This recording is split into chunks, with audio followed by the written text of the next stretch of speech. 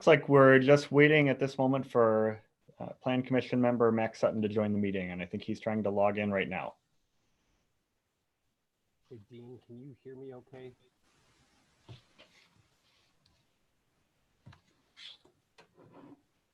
I have a new microphone that I didn't have the last time. Can you hear me all right? Yes, we can hear you well. Perfect, thanks.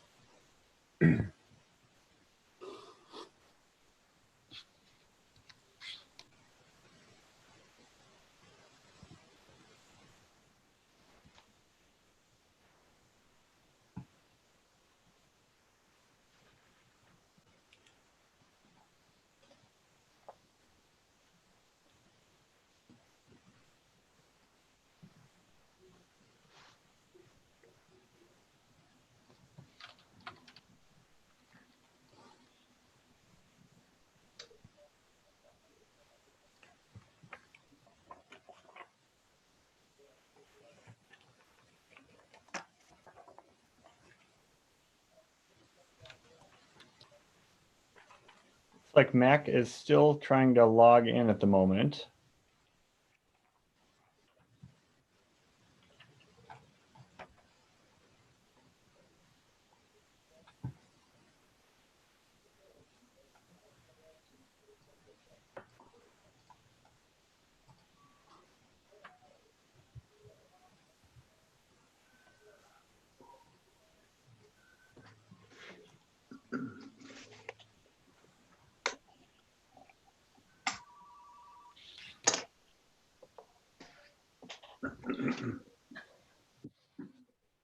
So he may be working through some issues on his end. Mr. Chairman, if it's okay with you, I'd suggest we start and we can work through some of the preliminary issues. I apologize for my phone ringing at the most inopportune moment here. Good evening, everybody. Glad we're able to have this kind of a meeting during these times. Thank you, Dean, for making all the arrangements to make this possible.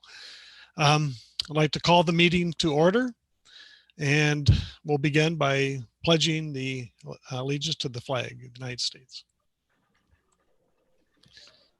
I pledge allegiance to the flag of the United States of America and to the republic for which it stands, one nation, under God, indivisible, with liberty and justice for all.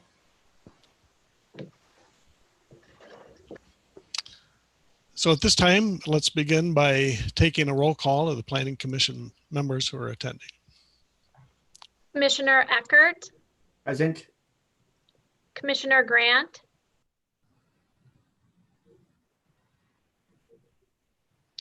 Commissioner Grant. I can't hear him. I can see him trying to talk. I'll mark him present. I see him. Commissioner Nowashelsky. Present. Commissioner Sutton. Looks like he's not here yet. Commissioner Schlesman. Here. And Interim Chairman Buck. Present. We have a quorum. Thank you. The first matter that we'll attend to is the approval of our minutes from the last two meetings, although one was a brief meeting. Has everybody read the minutes from those meetings that were provided in the packet? I have read them. I have two concerns. Minor, but go ahead. The first, on the minutes from December 2nd, if my name could be spelled correctly on there, it's N-O-W-O. The A needs to be changed to an O. That's on bullet point number 4. And my second concern is on the April 6th minutes. We specify in one portion of this packet the reason why we didn't meet, but the minutes do not specify that. It makes it sound like we skipped the meeting, and I know that's not intentional. Everybody knows the reason for it, but since this will be on public record for forever, I'd like to have it noted that it was due to the shelter in place from Governor Pritzker and the COVID-19 crisis that we're in that is the reason for that meeting not being held and the reason we didn't have a quorum. Absolutely. We would request a motion to approve with those changes unless there are any other changes. I have no other changes to make. Does anyone else? Good. So then I move to approve the minutes from December 2nd and April 6th with those changes that I noted. Second. Second. May we have a roll call vote, please?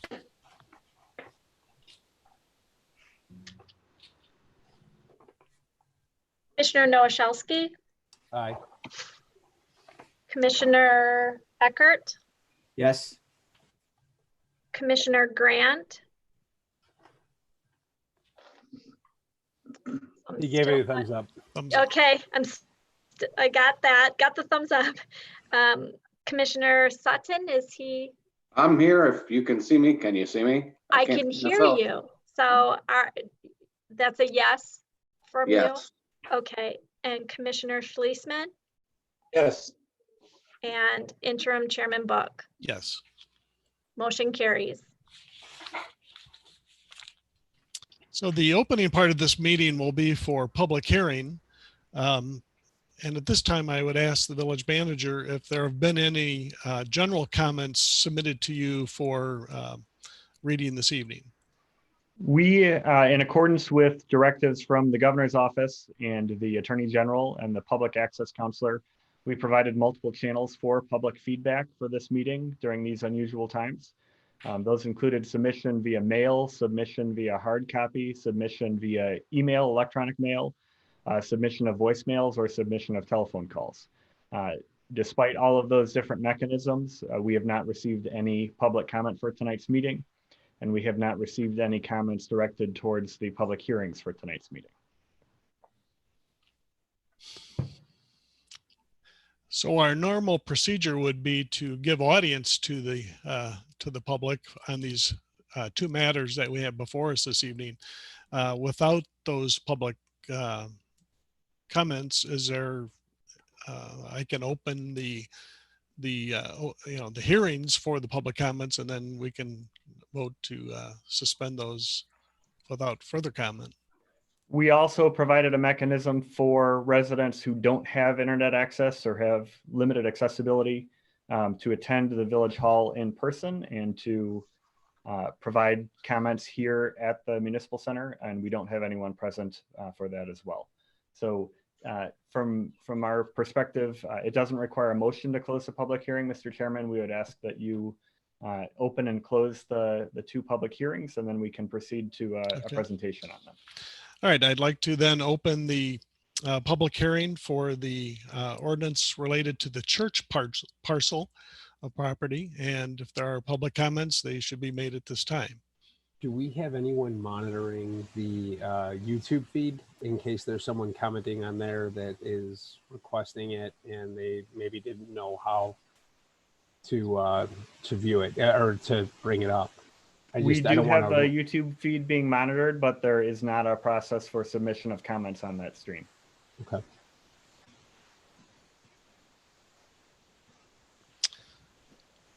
All right, there being no public comments at this time, we'll close the public hearing on the church parcel, the first item before us, at 6:09 p.m. And we'll then open the hearing for the discussion on the second item before us, which is the Anchor Spa property rezoning that's before us. So I'll go ahead and open the public hearing for that. And similarly, we haven't received comment through any of the venues that we've made available. All right, there being no public comments at this time, let's go ahead and close the public hearing, time being about 6:10 in the evening. Now we'll move on to the part where we talk about these same two items, but in the Planning Commission participation before us. So we'll move right on to that, the discussion of the rezoning of the church parcel, item number 1 before us. I'll bring up the map from the agenda packet for everyone's viewing. As the Plan Commission is aware, The village is currently the owner of this property. It's comprised of 3 parcels on Rhine King Road. There's the lot that comprises the existing church, and there are 2 lots adjacent to that. Those 2 lots are comprising the existing parking lot for this property at present. The property is currently zoned Heritage District, which is the village's default zoning for this area of the village. When that zoning district was passed in the early 2000s, it was a placeholder zoning category. Essentially what it indicates is the uses that existed as of the date of the rezoning could persist indefinitely, but no other uses would be permitted. So it was intended to allow the wide variety of uses in the Heritage District to continue indefinitely, but any change in use requires a consideration of rezoning of the property. The village has gone through a multi-year, very extensive public process to solicit interest in using the property. The village is, again, the current owners of it. There is an open process right now for submission of proposals for future use of the property that is open to the public and open to any parties that may be interested. The village has received, the village board has received some presentations regarding potential options for use of the property. As we look at the property, any use other than a purely religious use requires a rezoning. So in order to render the property available for potential other uses, whether it be a commercial use or a gathering space or even a village governmental use, the property has been proposed to be rezoned to a commercial planned unit development zoning district. This includes a specific list of the permitted uses that are allowed for the property. It also includes prohibited uses that would not be permitted on the property, uses that are inconsistent with the surrounding properties or the character of the property. The property is currently listed with the Kane County Historic Preservation. It's listed under their ordinance. So changes to the exterior, the historic elevations of the building would require review and approval through a county-oriented process. We have been working with the county and they are very supportive of seeing adaptive reuse of the property. The Kane County staffer that's responsible for historic preservation indicated that their most successful projects have been projects where there is a commercial reuse because it does provide a long-term funding source for use of the property. The rezoning ordinance that's proposed to go to the village board, what it contemplates is, again, that list of permitted, prohibited, and special uses. It indicates that if a user goes into the property and starts using it essentially as is, that they could apply for building permits to do, normal interior renovations without requiring further plan commission or village board hearings. If they're seeking to make changes to the site, if they're seeking to add outdoor facilities or change what we'd consider the site plan, that would come back and would be reviewed either by a combination of the Planning and Zoning Committee or the village board, but it would require that form of approval through a public meeting process before any changes to the site plan could occur. The language that's used for that is consistent with what the village has used on other past development agreements in terms of spelling out different levels of review that are possible. For example, you may recall seeing that same language in the Central Tree annexation that was approved by the Planning and Zoning Commission and the village board just a few months ago.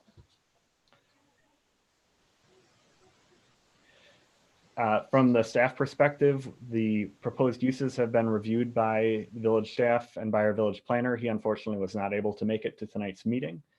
We do recommend them. They're consistent with the building and structure and a variety of what are believed to be acceptable uses for it. The one kind of unique aspect of this project as we've looked at it, and I'll bring the screen share back up just for a moment here. If you look at what would be the easterly or northeasterly side of the property, on the plat that's on page 13 of your PDF, there is an alley that is 16 feet wide.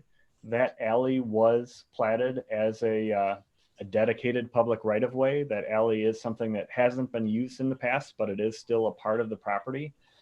If the property is used for commercial purposes, that alley could be useful in terms of granting a secondary access point to allow one-way traffic, for example, to have entry traffic off of Rhine King and have exit traffic use the alley and go down to Damish.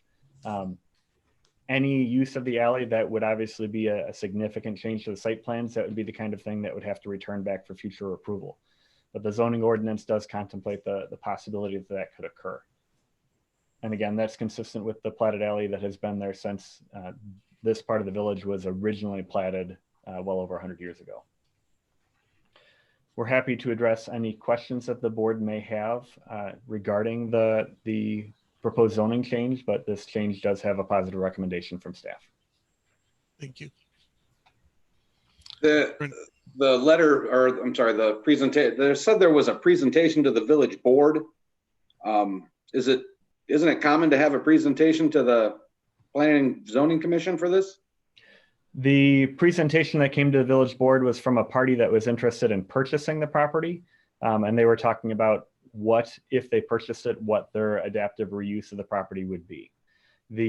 That party is not, they're not under contract to buy it. The village board hasn't approved of the sale of the property.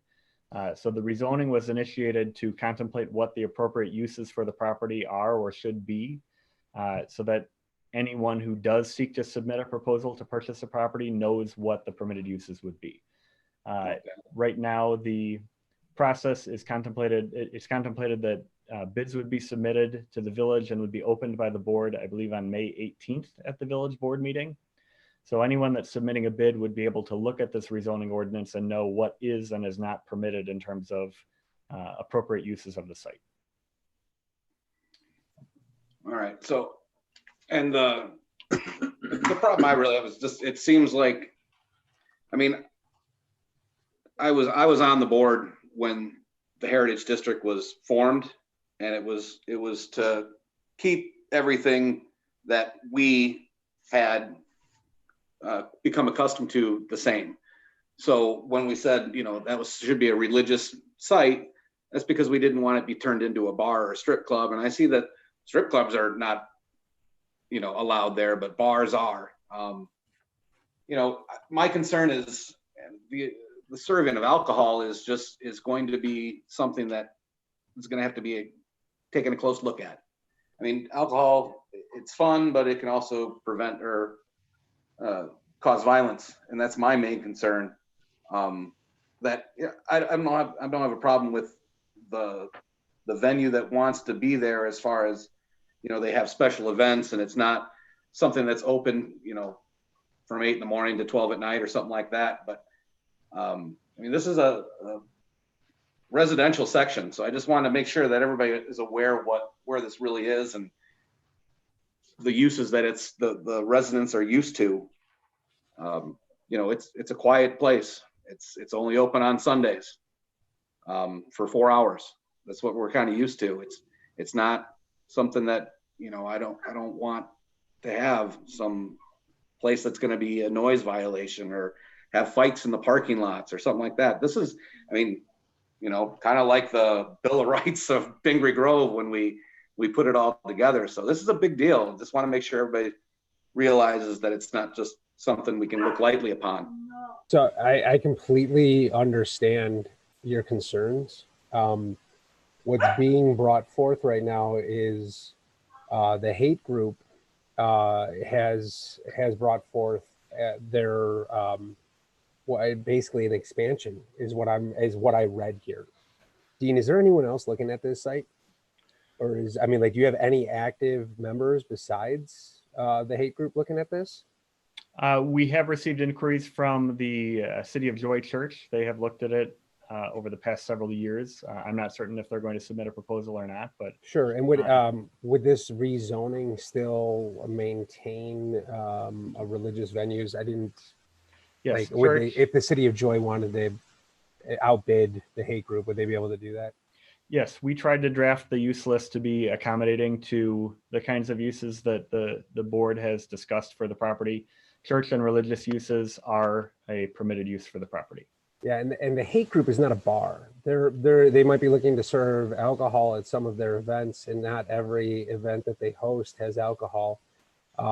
But if they were interested in buying this and we would get it off of the village books, that would be a great move. And you're talking about having weddings there. I don't know what the statistics are on fights at weddings. I know they happen. I think that they're minimal.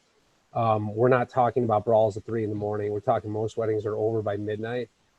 So there might be some concerns in regards to maybe some noises late into the evening. I don't know what we want to do as far as that would go, but to kind of appease the residents that live next to the church, but that if they bid that, that's something we could look at. But the concerns there about it being an open bar, that's not really what the hate group does. They do family events and parties that are, celebrations of weddings and bar mitzvahs and just other happy, joyous events. And you're talking like Saturday nights, maybe Sundays too, but I don't think it's going to be, it's not going to be a negative to the community. In fact, it would be a very great thing to have a good ownership, good venue there. I happen to know them. That's full disclosure.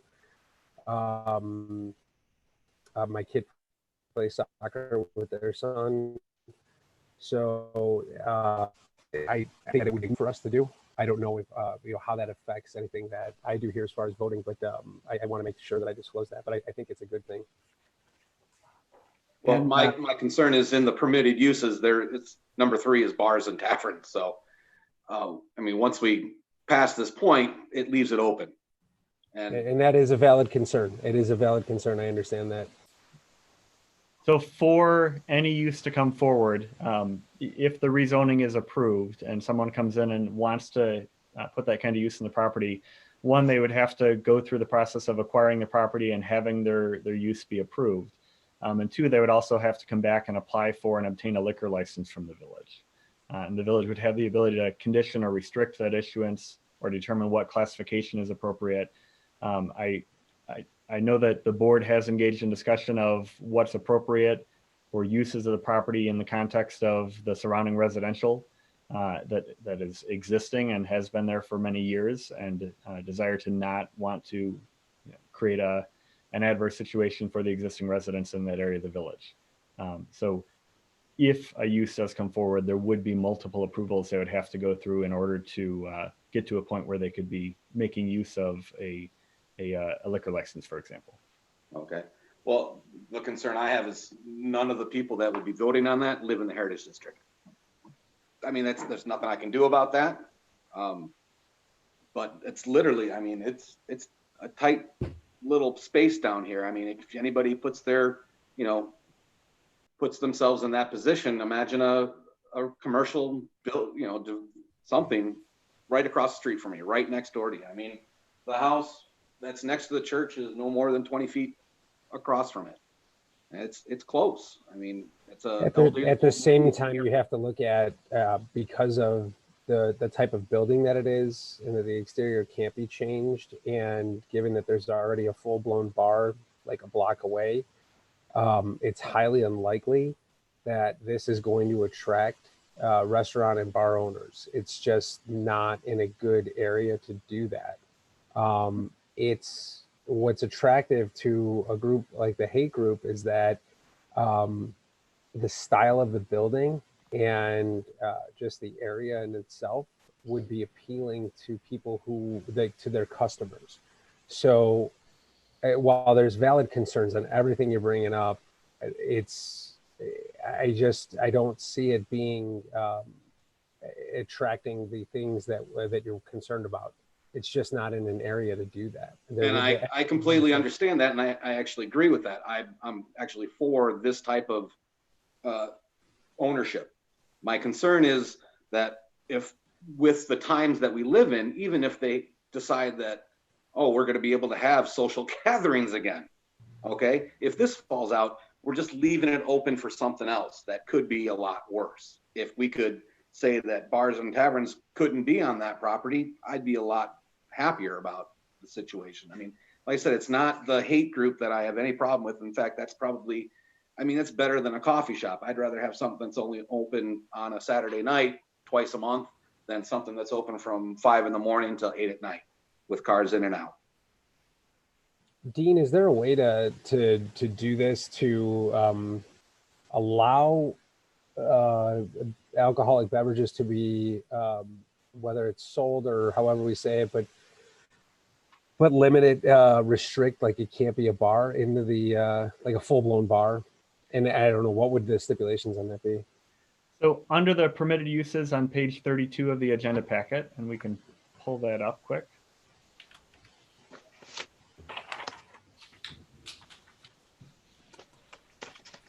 So under the permitted uses, One of the permitted uses that's outlined is use of the property as a event space, ballroom, reception venue, meeting space, gathering facility, which may include accessory preparation or service of food, catered food, beverage, or alcohol, live or recorded music, dancing, entertainment, similar uses. That is, I think, consistent with what has been discussed. The point that Commissioner Sutton has expressed concern about is this third point, bars and taverns. Can we remove If that? the Plan Commission's recommendation is to, for example, if you sought to recommend approval of this, but recommend removing the permitted use of bars and taverns and either making that a special use or a prohibited use, that is certainly something the Plan Commission could entertain. That would I at agree least, with that. that would make a little more sense, I believe. That's the main thing. Like I said, it should be something, that's fine. And if it could be something quiet, that would be even better. But to be a bar or tavern, I don't think is appropriate in this neighborhood. Yeah, I agree. I think it wouldn't attract ownership of it. I think it's pointless to have it on there because if somebody did come and try to do that, they would most likely have the loud music till 3 a.m. on Fridays and Saturdays and trying to drive business, and you would have potential fights and things like that. Sure. I mean, think about a motorcycle poker run or something like that, running through Heritage District at midnight. Right. And I don't think anybody wants that. I'm all for this. So with that being said, is there any other concerns? I mean, lighting, the parking lot lighting, that was, it says it would be screened. That would be a big concern, but how do you screen it when it's wide open like that? The alley, I can understand the appeal of it, but I mean, it's only 16 feet wide. So you're talking about being right up on someone's property line with a moving vehicle. And there's two houses between the church lot and Damish Road. With that, is there going to be some kind of offset? The word's not offset, but you know what I mean? A setback to provide a little or some kind of screening. Has any of that been discussed? Until we have a site plan until we have a user of the building that comes in and says, we're interested in acquiring it, and here's a proposed site plan, and this is what we're contemplating doing with it. I think if there was use of that alley, it would have to be one-way use based on the relatively narrow width of it. And there would need to be a discussion about the exact concerns that you have, how it would be configured, if there would be screening. In terms of your comment on the lighting, we absolutely share that concern. The lighting requirements go beyond our minimum standards in the village's zoning ordinance and indicate that they specifically have to be Dark Skies Association certified or equivalent. Those are lights that are specifically designed to avoid concerns about light pollution or impact on surrounding properties. Okay. Those are all issues that the property developer is going to have to address when and if someone purchases it and they want to come in and improve the site. They would have to come in with a site plan that would address those. Okay. So basically what I'm just kind of leaning towards here is we really got to plan well on this. This can turn into a really good thing, or it can turn into a really bad thing for a lot of people pretty fast. That comes up with the approval of the actual site plans, right? We don't need to specify. It's already, these things are called out already in this current plan, correct? As I read through it. Yes, correct.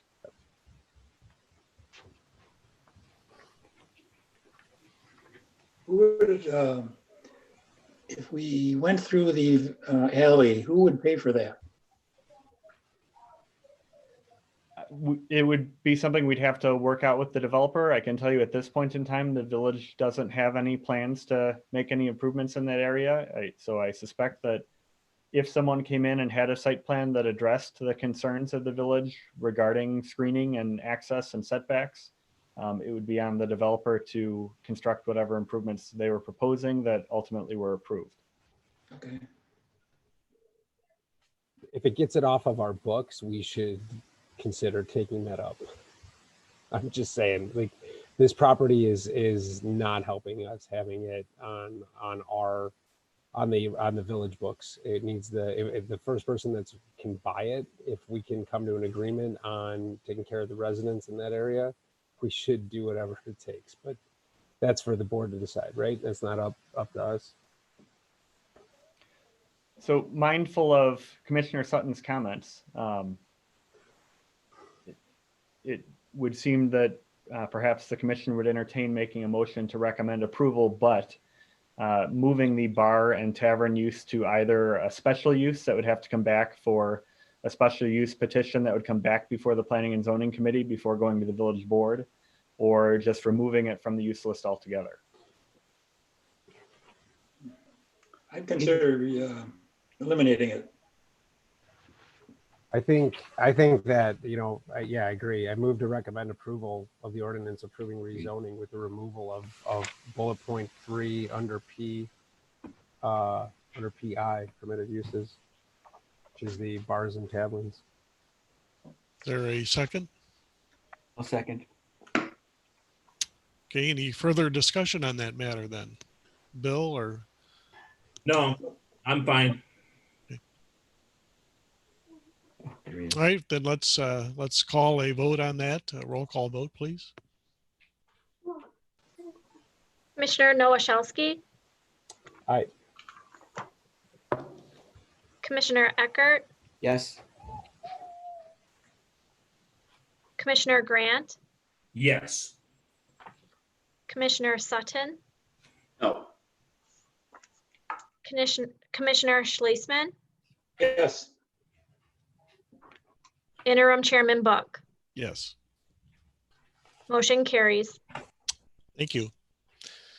So we'll now move on to the second item, which has to do with the rezoning of the property that encompasses the old fire station, the village hall, and another building adjacent to that. So Dean, if you have some insight to provide there, please.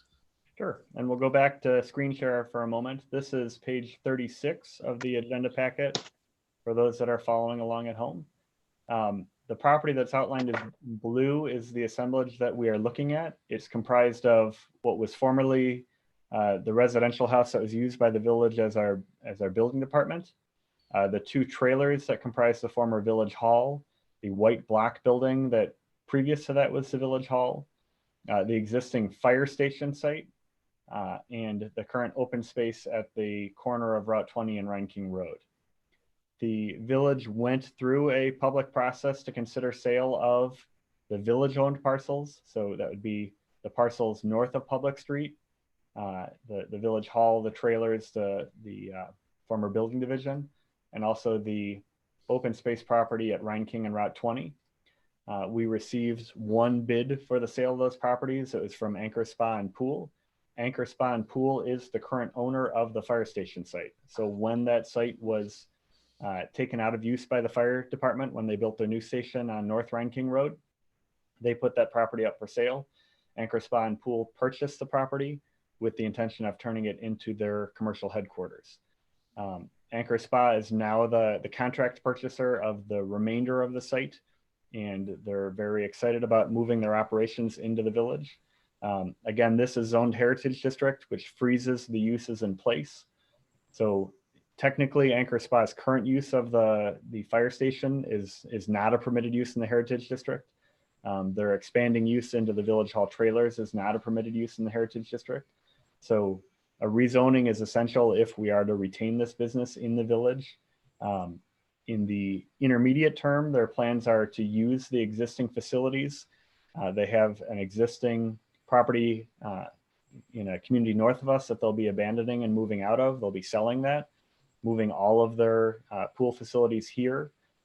Longer term, they will be, in the next 2 years, removing the trailers, abandoning those, and constructing an expansion on the existing fire station site. Longer term after that, we hope to see a multi-tenant commercial building extending down into the vacant property, the open space property to the south of them. And we'd be working to coordinate site access to that onto Rhine King Road, potentially onto Route 20, and certainly onto Public Street. We are working with IDOT and the city of Elgin with regard to the proposed construction of a future roundabout at this intersection. That is something that has gone through IDOT conceptual review and is undergoing further engineering studies right now. All of those longer term plans are, again, issues that would have to come back to the village at a future point in time. This too is simply approval of a rezoning for the property. It's not approval of a change in site plans. So the developer would be able to engage in the permitted uses in the buildings that are there. When they, for example, seek to expand and build a multi-tenant structure there, they would have to work with the village on rezoning of that property. I'm sorry, not on rezoning, on approval of an appropriate site plan for that property. The zoning does include a variety of commercial uses that were thought to be appropriate given the nature and location of the property, given the proximity to Route 20, and given the fact that long-term, the plans for the property south of Route 20 include a significant area of commercial that has uses that are consistent with what's proposed here. In terms of residential uses, the site does permit residential use of the existing two-story residential single-family structure. It also indicates that if the developer sought to build a mixed-use facility, that they could have commercial on the first floor and they could have residential above that on the second floor. Trying to, again, make the site available for adaptive use, trying to focus on what the village has talked about longer term in terms of seeing the Heritage District have the potential to develop into uses that would benefit the village long term along the Route 20 corridor. There is, again, a list of permitted, special, and prohibited uses. There are a list of restrictions in terms of site lighting, screening, all the normal site plan review elements. Those all come back again for a full review process that's spelled out in the zoning standards. It is anticipated that if the rezoning is approved, that in the next 30 to 60 days, the village will close on the property. The sale has been approved. The title work has been completed. The developer has already started making temporary use of the village hall trailers on a short-term lease.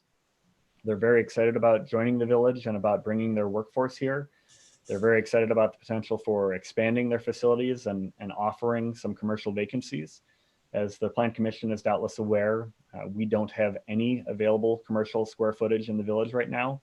Every commercial tenancy that we have is 100% occupied. So the potential to bring in additional commercial square footage would be beneficial. The potential to relocate this business and their employment to the village would be something that would also benefit us greatly. And this is a unique time to coordinate that development with the potential improvements to Route 20 and cause hopefully some public safety and traffic flow improvements in that intersection as well. I'm happy to address any comments that the Plan Commission may have. Again, this went through a full review by staff. We've negotiated the terms with the contract purchaser. It was reviewed by our village planner, who again couldn't make it this evening, but this does have a positive recommendation.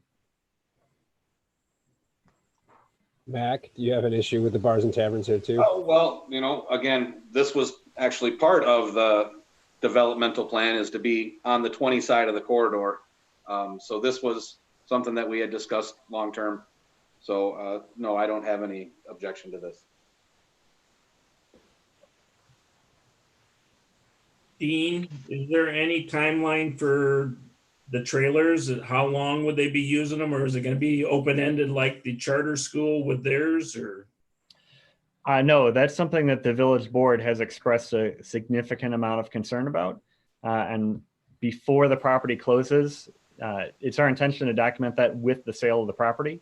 The option that we are talking about right now would be likely the village not selling the trailers, but doing a short-term lease for the trailers for a period of 2 years where we would retain ownership. At the end of that 2 years, we would have the ability to either compel the property owner to remove them, or we could come in and self-help remove them ourselves. But the property will not be conveyed until we have an enforceable way of confirming that the trailers will be removed within a short period of time. The village board has been very explicit about that. We've talked through deed restrictions and various other options. And the downside to a lot of those options is they potentially require a protracted court battle or challenges to enforce how we go in and compel someone to remove the trailers. We are not going to conduct the sale of the property until we have a easily enforceable, readily accessible means of going in and getting the trailers off that site within the time frame that the board has established. I like knowing that there's some sort of a control there on that.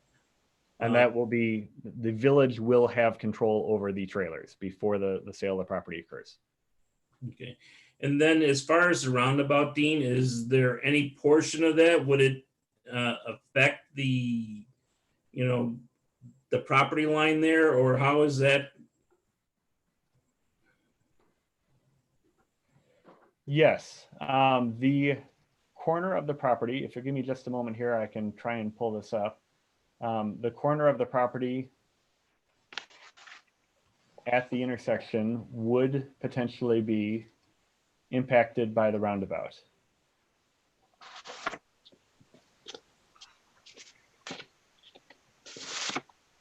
I'm assuming that there wouldn't be any sort of entrance off of 20 then, with the roundabout being so close.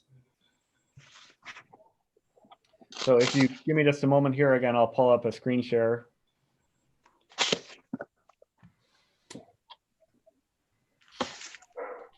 This is a PDF from one of the recent studies of the property that the city of Elgin is working on. So this shows an overlay of the current conceptual layout for the Route 20 roundabout on the property. So you'll see the proposed taper for Rhine King Road extends slightly onto the property, and on the corner here, a sidewalk along the property extends onto the property. The turning lane for traffic on Rhine King Road that's entering the roundabout extends slightly onto the corner of the property. So this extreme part of the property does get impacted by the construction of the roundabout. In terms of direct access to roundabout, that's something that we have been discussing with the contract purchaser, with IDOT, and with the city of Elgin. There are some benefits to having access in terms of if you could have access for this longer parcel flow from Public Street and exit onto the Route 20, the kind of the side of the roundabout here, that benefits the site because it is longer and narrower. But it's unclear at this point if that's something that can work with all the traffic converging at the roundabout. If there was access, it would likely be right in this corner, and it would be a right turn out only for vehicles that would come out and turn right and go westbound on Route 20. That would have to be a part of a future site plan approval. So as the Route 20 roundabout design gets more finalized, and as the site plan for this site gets developed, the developer would have to come back to the village and seek approval of their site plan with or without that access point. It would have to be very carefully reviewed to make sure that there aren't going to be conflicts with the roundabout traffic.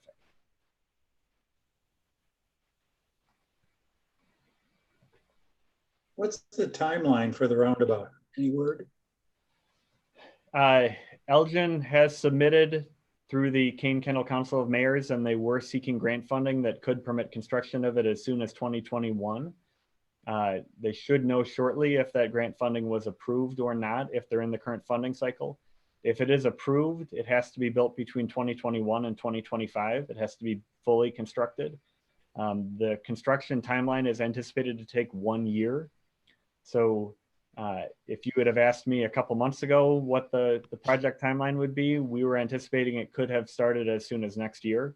I think with current market conditions softening, there's a potential that that gets delayed slightly. But we are still anticipating that it will be completed before 2025. What share would the village pay? The village does not have a share in that project.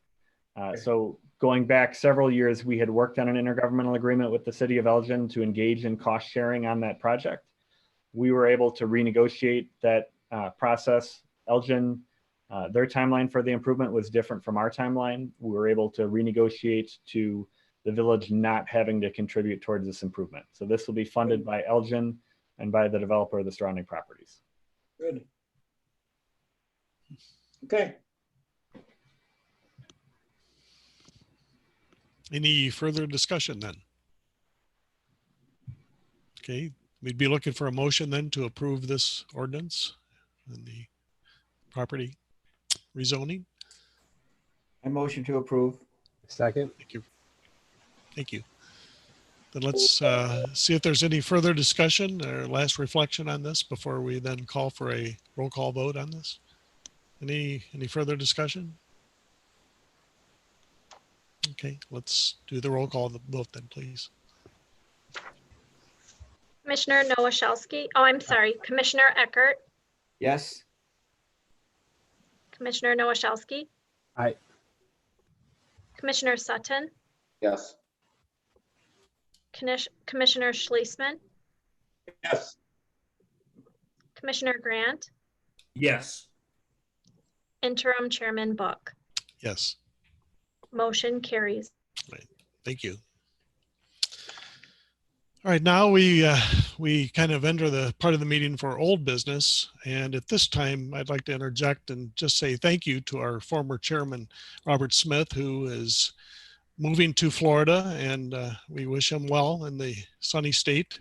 Hope he enjoys those nice warm winters in the future. So we thank him for his previous contributions. Being any old business then? From a staff perspective, we do not have old business or new business at this time. We defer to the commission. Okay. Any questions on things we've talked about in the past?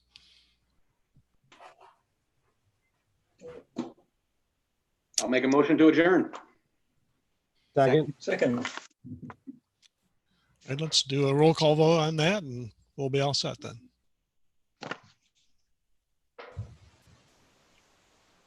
Commissioner Sutton, Yes. Commissioner Eckert, Yes. Commissioner Grant, Yes. Commissioner Nowoszewski, Aye. Commissioner Schlesman, Yes. Interim Chairman Book. Yes, sounds like we're good to Motion go there. carries. Thank you. Thank you all for joining us in this somewhat unorthodox approach. It's the circumstances we're dealing with. We appreciate you coming out this evening. We will be starting the village board meeting shortly. That is going to stay on this same live feed on YouTube. That's available to each of you at the short link for it would be www.tinyurl.com/Pingree YouTube.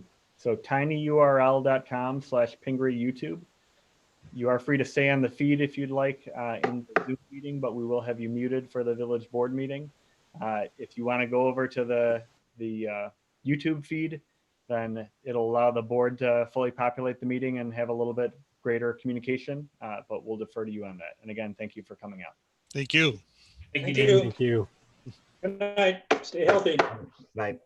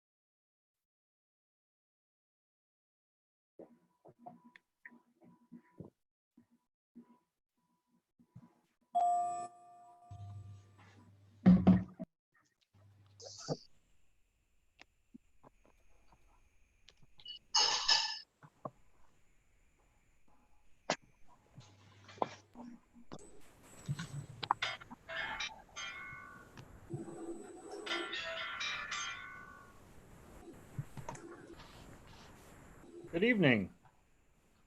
Hello. Good evening. Good evening.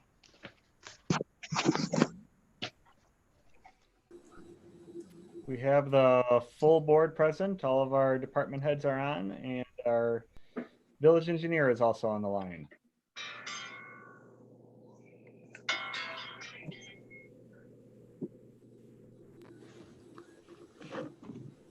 We are working on one technical issue, and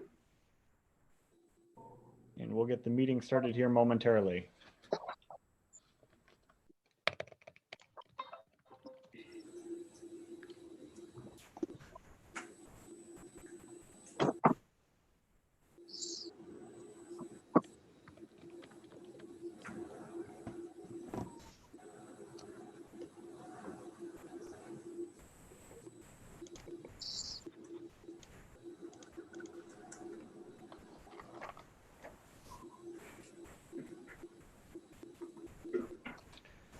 Just working through one minor technical issue here.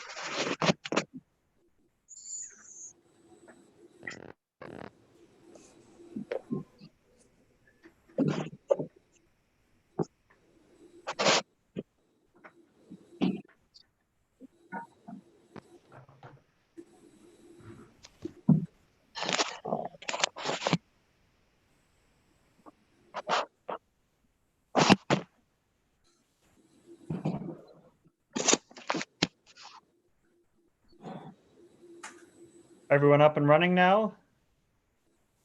Yep. Yes, Yes. sir. Yes. Yes.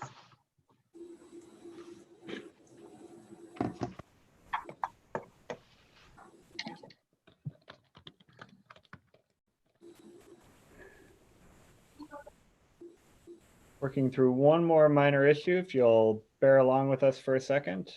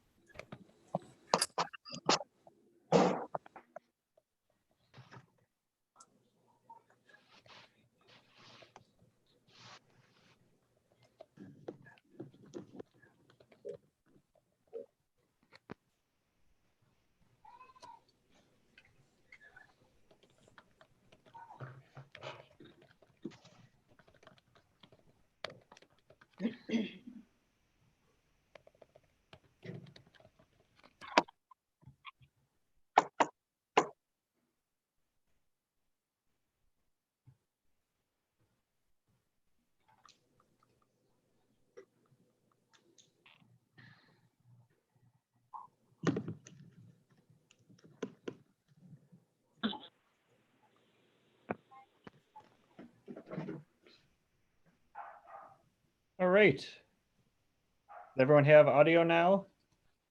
Yes, I'm ending. Thank you. Okay. We are ready to begin the meeting. Thanks for bearing along with us there. We were having a little issue on the village's side with our sound connection.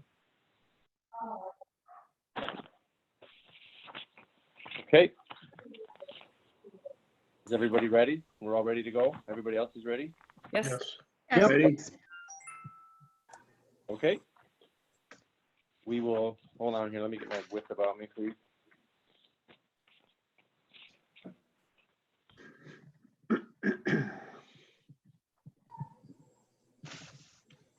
Okay, we'll do the pledge first. Are we doing that? Yes.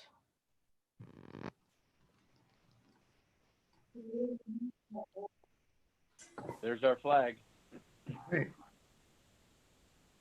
Everybody, I pledge allegiance to the Pledge flag allegiance to Flag the of flag the of the United United States of America, and to the to the republic republic for which it which stands, stands one nation, under God, visible, with visible liberty and liberty and justice justice for all. for all. Thank you. Shelley, you want to call the roll? Yes. Trustee Hall, Here. trustee Pearson, Here. trustee Kubiak, Here. trustee Hirschbein, Here. trustee Dalkowski, Here. trustee Lemus, Here. president Weedmeyer. Here. We have a quorum. Thank you. First of all, just let me welcome everybody to our first ever Zoom meeting for the Village of Pingree Grove. And I'd like to just say thank you to all the residents for, bearing with us difficult time that we're in and following the governor's stay-at-home order. I know it's not fun for anybody, including the 7 of us that are on the village board. I'd also like to extend our sincere thank you to the police department, the fire department, and public works department for going to work every day, showing up every day. It's not fun for them either with the conditions that they have to be put in, and especially being first responders, and everybody's lives has been changed drastically, and those guys are on the front line. So we can't say thank you enough to all those people. So if you ever have the opportunity to say thank you to one personally, I strongly suggest that we. At this time, we'll go ahead and open the public hearing. Public hearing will be for the 2021 budget for the Village of Pingree Grove. So consider the meeting is now open. Dean, was there any public comments for the budget? In accordance with State of Illinois Governor Pritzker's Emergency Order 2020-08, we are holding this meeting electronically. We conferred with the governor's office, with the attorney general and the public access counselor regarding the recommended approaches for allowing public involvement in the meeting. We have the municipal center open and a live feed of the meeting in the lobby here. We don't have any persons present for that. That's to afford persons who don't have internet access the ability to participate or provide comment. We accepted public comment via email, via US mail, via comments dropped off in person, via telephone call, or via voicemail. At this point in time, we have not received any public comments for the public hearing or public comments directed to the village board in general. Okay, we'll go ahead and close the public hearing then. Moving on our agenda, public comment. I believe we have the same answer for public comments. There's no public comments this evening. That's correct. Okay, we'll move right on to special presentation items. We do have a proclamation this evening that we'll just read real quick for declaration of Arbor Day. In 1872, J. Sterling Morton proposed to the Nebraska Board of Agriculture that a special day be set aside for the planting of trees. And this holiday, called Arbor Day, was first observed with the planting of more than 1 million trees in Nebraska. And whereas Arbor Day is now observed throughout the nation and the world, and whereas trees can reduce the erosion of our precious topsoil by wind and water, cut heating and cooling costs, moderate the temperature, clean the air, produce life-giving oxygen, and provide habitat for wildlife. And whereas trees are a renewable resource, giving us paper, wood for our homes, fuel for our fires, and countless other wood products. And whereas trees in our city increase property values, enhance the economic vitality of business areas, and beautify our community. And whereas trees, wherever they are planted, are a source of joy and spiritual renewal. Therefore, I, the president of the Village of Pingree Grove, do hereby proclaim Friday, April 24th, 2020 as Arbor Day in the Village of Pingree Grove. I urge all citizens to celebrate Arbor Day and support efforts to protect our trees and woodlands And I urge all citizens to plant trees to gladden the heart and promote the well-being of this future generation. Okay, we'll move on to the consent agenda. We can get is there a motion and a second? That'll be fun. I will motion to approve consent agenda. I'll second. Thank you, guys. Is there any other questions or comments regarding the consent agenda this evening? No. No. No. Okay, Shelley, call the roll, please. Could we request a reading of all the listings on the consent agenda? Oh, yep, I forgot about that. Sorry, thank you. It's been a while since we've had a meeting. The consent agenda this evening consists of the approval of the minutes of the board meetings March 16th and April 6th, both of this year. Approval of the warrant list dated April 6, 2020, in the amount of $315,203.25, and April 20th, 2020, in the amount of $196,617.14. That's it. So we do have a motion and a second on the floor. Any discussion on those two items? No. Shelley, can you please call the roll? Trustee Hirschbein, Yes. trustee Kubiak, Yes. trustee Hall, trustee Hall, Oh, yes. trustee Pearson, Yes. trustee Dalkowski, Yes. trustee Lemus. Yes. Motion carries. Thank you. Luke, you still with us? I'm here. All right, cool. Thanks. Didn't know if you got up to get a beer or something. Thought about it. Okay. So does everybody have everybody's picture on the screen? Yes. Yes. Yes. Yes. So I'm the only one that doesn't. I have a black screen in front of me, except my picture and whoever's talking. We can see you speaking though. We can see you. Right. I can see you when you talk. You just came up. I But then can, when as soon as you stop talking, my screen goes black you again. can So- change your gallery view to see everybody. On your screen, you'll have an option between speaker view and gallery view. Upper right-hand corner of your screen. And you I can think see I'm- it's all like Brady Bunch. Oh, here we go.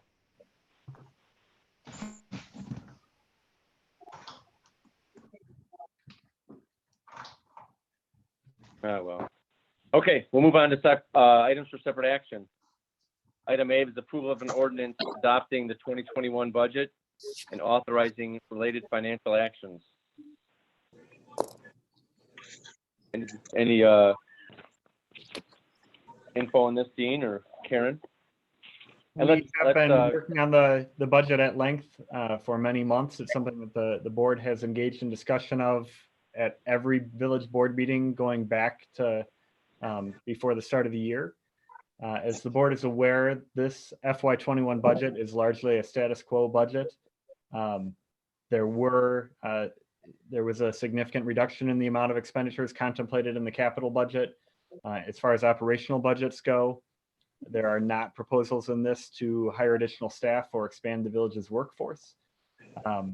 The budget is as it was last discussed by the village board, and at that point in time, we had addressed all the comments that had been received to date, all the comments and questions. We do find ourselves in a different environment today than we were 30 or 45 days ago when this was last discussed. We're very cognizant of that. The village has been engaging in outreach with organizations across the country in terms of government finance officers associations, the Illinois Municipal League, the Metro West Council of Government, organizations of treasurers, of finance directors, of managers, soliciting information and best practices and trying to what the impact of the current national economic crisis will be on our revenues. In terms of the village's revenues, it's something that we ordinarily view as a weakness that we don't have a significant sales tax base. Sales tax is one of the revenues that is proving to be highly volatile in this current environment. So our relative small amount of sales tax, or the relative small percentage of our overall budget that represents, means that our budget is actually more rigorous, more reliable than many other communities that are facing this crisis. The village also finds itself in a position where we have a significant amount of financial reserves on hand to cover operating expenses. That puts us in a position where we have a great deal of resilience to handle the next several months or years of uncertainty. So we are projecting that there will be changes in our revenue sources. We are continuing to evaluate that on a daily basis. The challenge that we have as we sit here today is we don't know exactly what that impact will be. If you review the different financial forecasts that have been prepared, there are some that project that this will be what is called an L-shaped recession, which is a recession that goes down and stays flat in the shape of an L, and there could be a long period before we recover from it. Or it could be what's called a V-shaped recession, which goes down very sharply and then comes back up very sharply. We're going to know more about that candidly over the first quarter of FY21. And as we go through that process, the staff recommendation is to continue reevaluating all the information that we have available on what the actual financial impact will be. Again, when I indicated that this is largely a status quo budget, our budget is incredibly lean. It covers basic operational expenditures. There are a few items that were in the capital plan that were proposed as discretionary purchases this year, such as purchasing a used vehicle for the police department fleet, such as purchasing equipment to maintain our municipal center. Our recommendation at this point in time is to hold off on any of those discretionary purchases. The only capital purchases that will be made at this point in time are ones that are mission critical to maintain operations. For example, if a major pump fails in the water plant, we would replace that as a capital purchase. But any discretionary expenditures, any non-critical expenditures, we'd be holding off on. Again, because of the reserves that the village has very carefully established over the past several years, we're in a good position to be resilient, whether this is a recession, a depression, whether it is a short-term or a long-term impact. We are trying to be as conservative as we can in approaching this.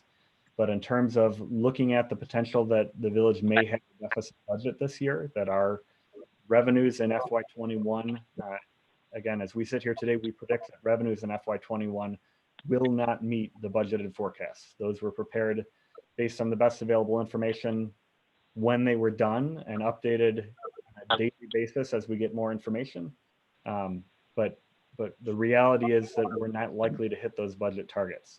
That means that because our revenues very slightly exceed our expenditures as budgeted, we may have a year where we have a deficit budget. And that is the purpose of having reserves on hand. This type of major, completely unforeseeable national incident that has local economic impact is the type of circumstance that is appropriate to look at using those established reserves. But again, we recommend being very conservative in how we do so, and then being very conservative in what expenditures the village chooses to approve and move forward with. As we look at major projects this year, we're fortunate in that each of the major projects that the village is working on right now are being funded through cash on hand. Our projects for the Richard J. Brown intersection improvement that's currently under construction is being funded through cash reserves that the village has. Our project for designing the water plant and wastewater treatment plant expansions, again, being funded through the village's cash reserves. And those were very conservatively planned projects that were established and approved by the village board based on our ability to fund them without relying on future revenue sources. So we are aware there will be volatility in our revenues this year. Unfortunately, we're not at a point where we can give an informed opinion as to what the exact impact will be. We recommend continuing to monitor it.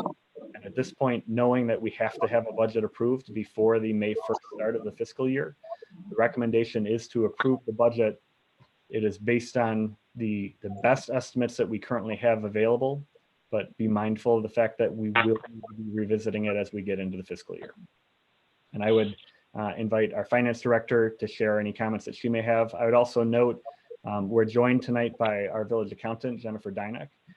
Jenny filled an open position in the finance department. She replaced an employee that departed the village's services several months ago. Has been a wonderful addition to the village and has really helped maintain the continued activity of the finance department, even through some of the challenges we're currently facing. She's a very welcome addition to the team and was planning on attending tonight's board meeting to meet the board, so she's doing so electronically. So welcome, Jenny, and I would turn it over to Karen if you have any comments to add.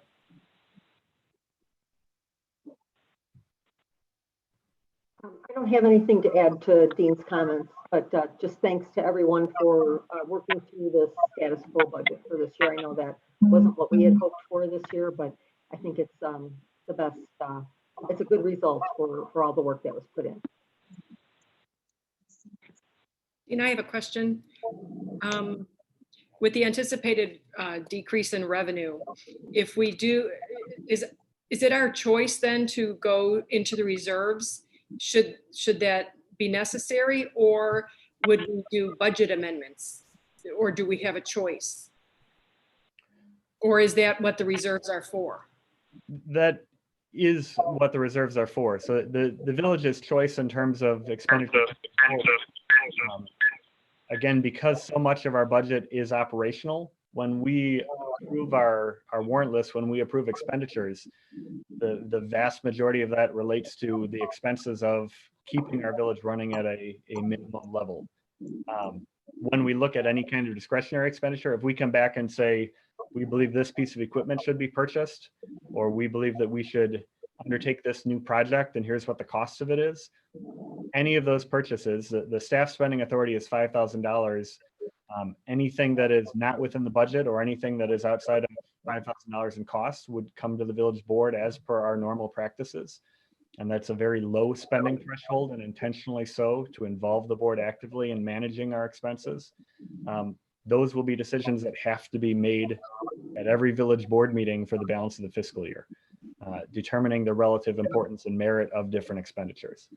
So later this evening, we have a project, item 8F, for evidence management software, and we'll address it when we get to that. But that's an example of a project that we spent a significant amount of time discussing and vetting and determining if we felt it was a truly mission critical expenditure that should be recommended to the board at this point or not. We're going to have to continue doing that throughout the whole year. And with our conservative process and the reserves that we have, do we have an ordinance or anything that says what kind of a percentage we have in our reserves? Are we required to keep a certain percentage? And you always speak to how much we have in reserves. Is that by design, or is that by ordinance that we have that amount in reserves, or just because we base it on a conservative budget? So many years ago, the village board did look at different financial policies. As a part of this budget, we're looking at policies on our expenditures, and we're also going into FY21, we'll be looking at revisiting our policies on financial reserves, on our investment policies. If you look at the normal recommendations for municipalities in terms of what their accumulated reserves should be, many communities establish a reserve level saying that they want to have typically around 25% of fund balance policy, meaning in the course of a full year, they want to have 3 months of their expenses cash on hand. We have in excess of a year of cash on hand. So we are in a very conservative position. It's not because we have a policy that says we have to have that much cash on hand. It is because the village board has very intentionally and deliberately managed expenses of the village in an incredibly conservative fashion for years and years and years. Thank you. I guess the inverse side of that, I'm sorry, the inverse side of that is our expenses are low because we have a very lean operation, which is why the amount of money that we have on hand seems like a significant amount. If we staffed different operations of the village at a level that provided a greater level of service, or that addressed some of the needs that the village board has talked about, our annual expenses would increase. So our reserves in proportion would be a lesser percentage of that. Thank you. Okay, Karen, Yes. I have a question for you. I know we've talked about sales tax, but in terms of property tax, have you gotten any indication as to how that will be affected, our property tax revenues? Only that they'll probably be delayed but that we should still receive what has been levied.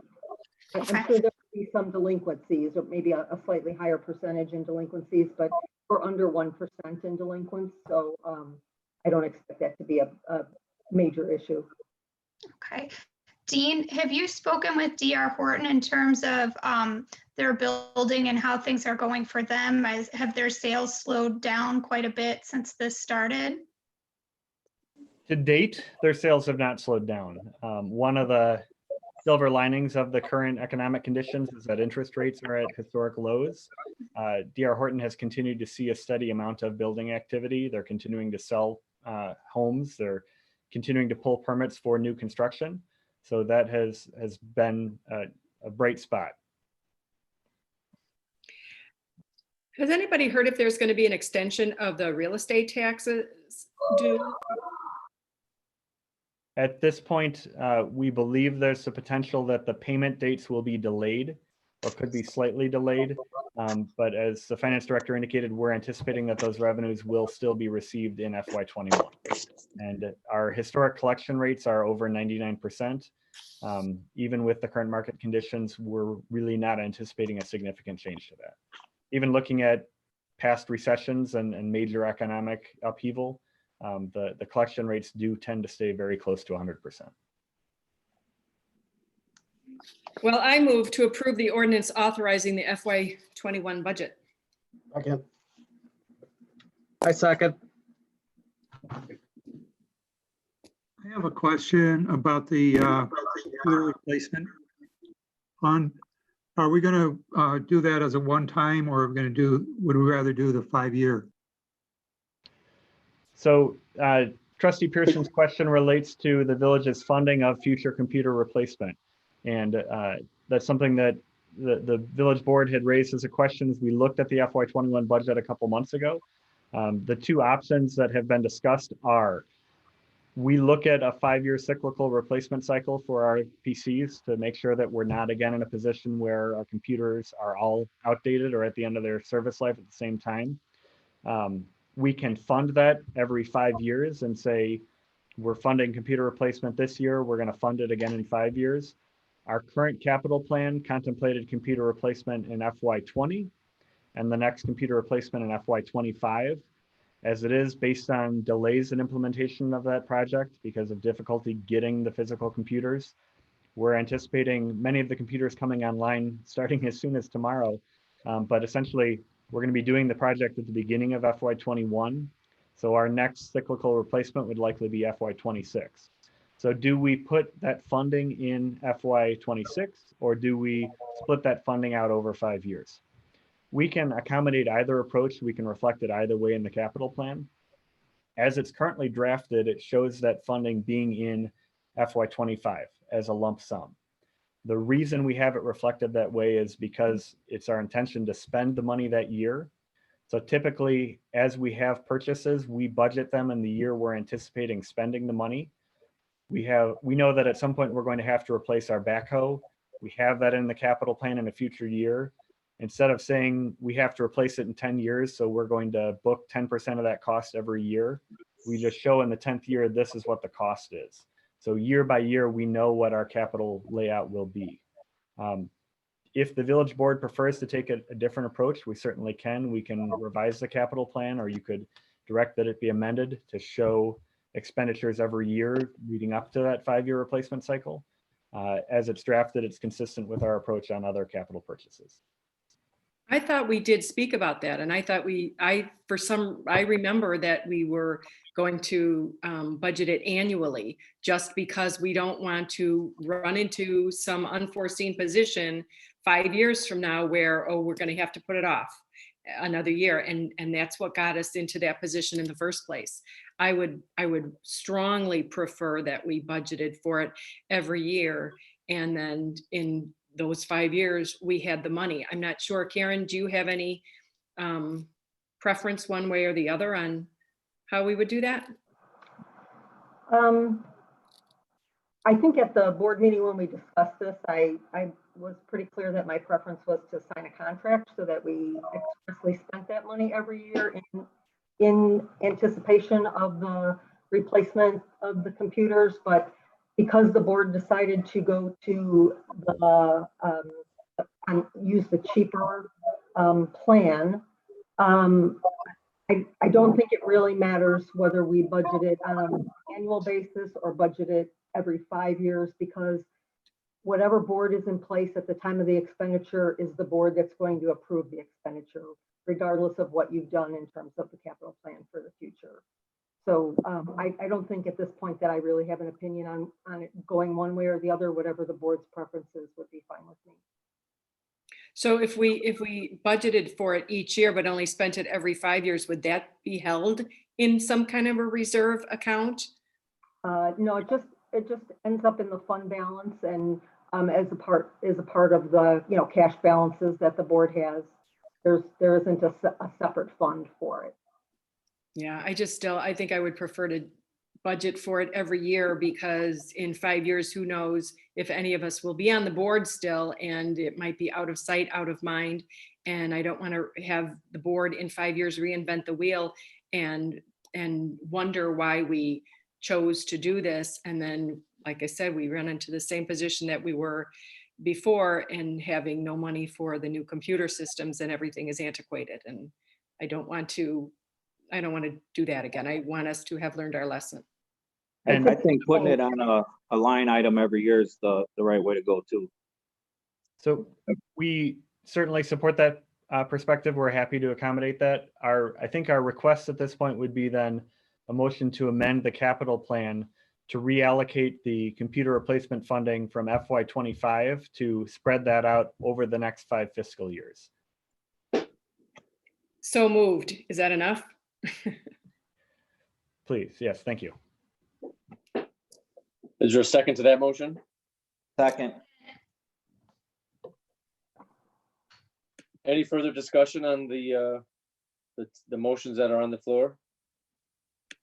No. This is it. We're going to pass the budget. Is everybody ready? Yes. Kelly, call the roll, please. Trustee Dolkowski. Yes.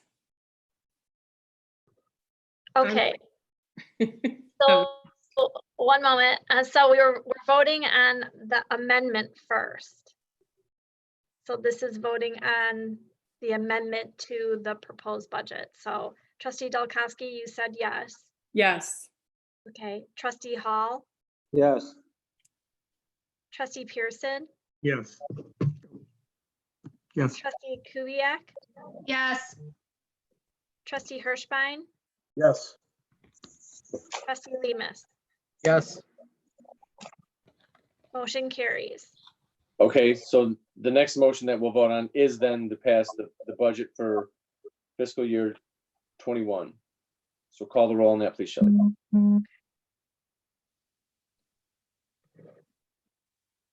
Trustee Dolkowski. Yes.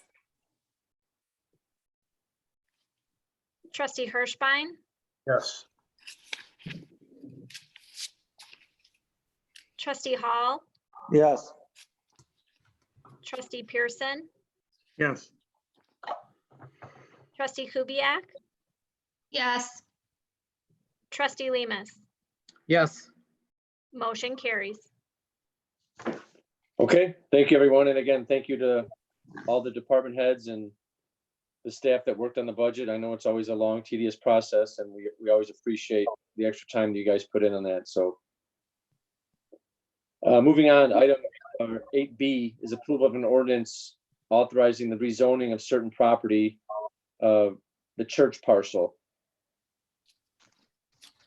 Thank you, Mr. President. I will bring up on the screen the property at issue so we can see what we're talking about. This is from page 99 of the agenda packet.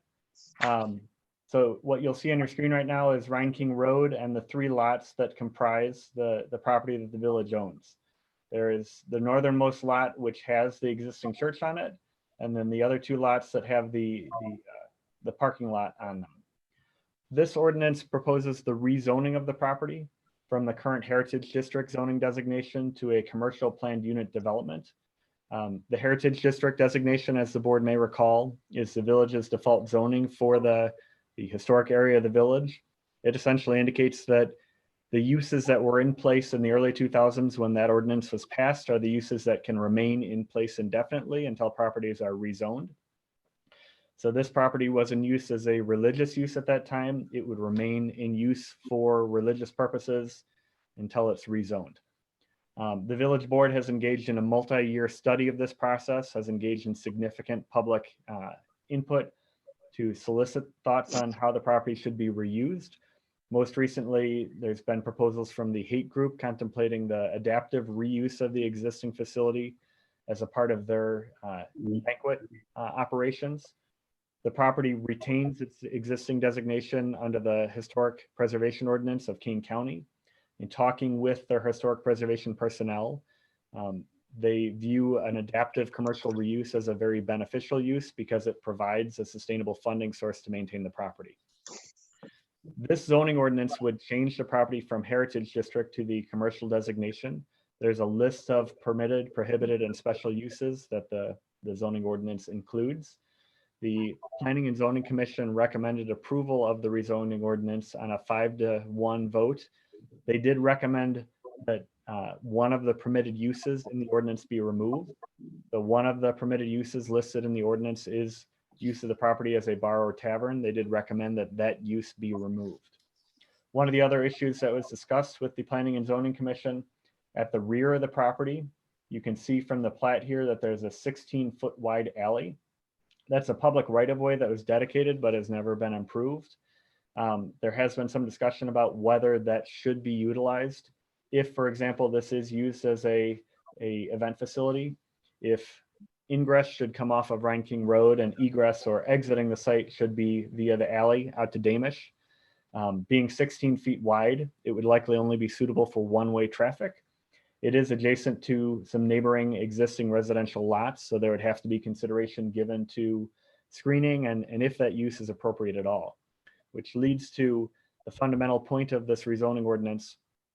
This zoning ordinance establishes a number of conditions regarding any future use of the site. It requires proposals for use to come back to the village for approval. So someone that moves into the building and uses it for a permitted use and only does interior renovations, doesn't change the site at all, they would be permitted to do so.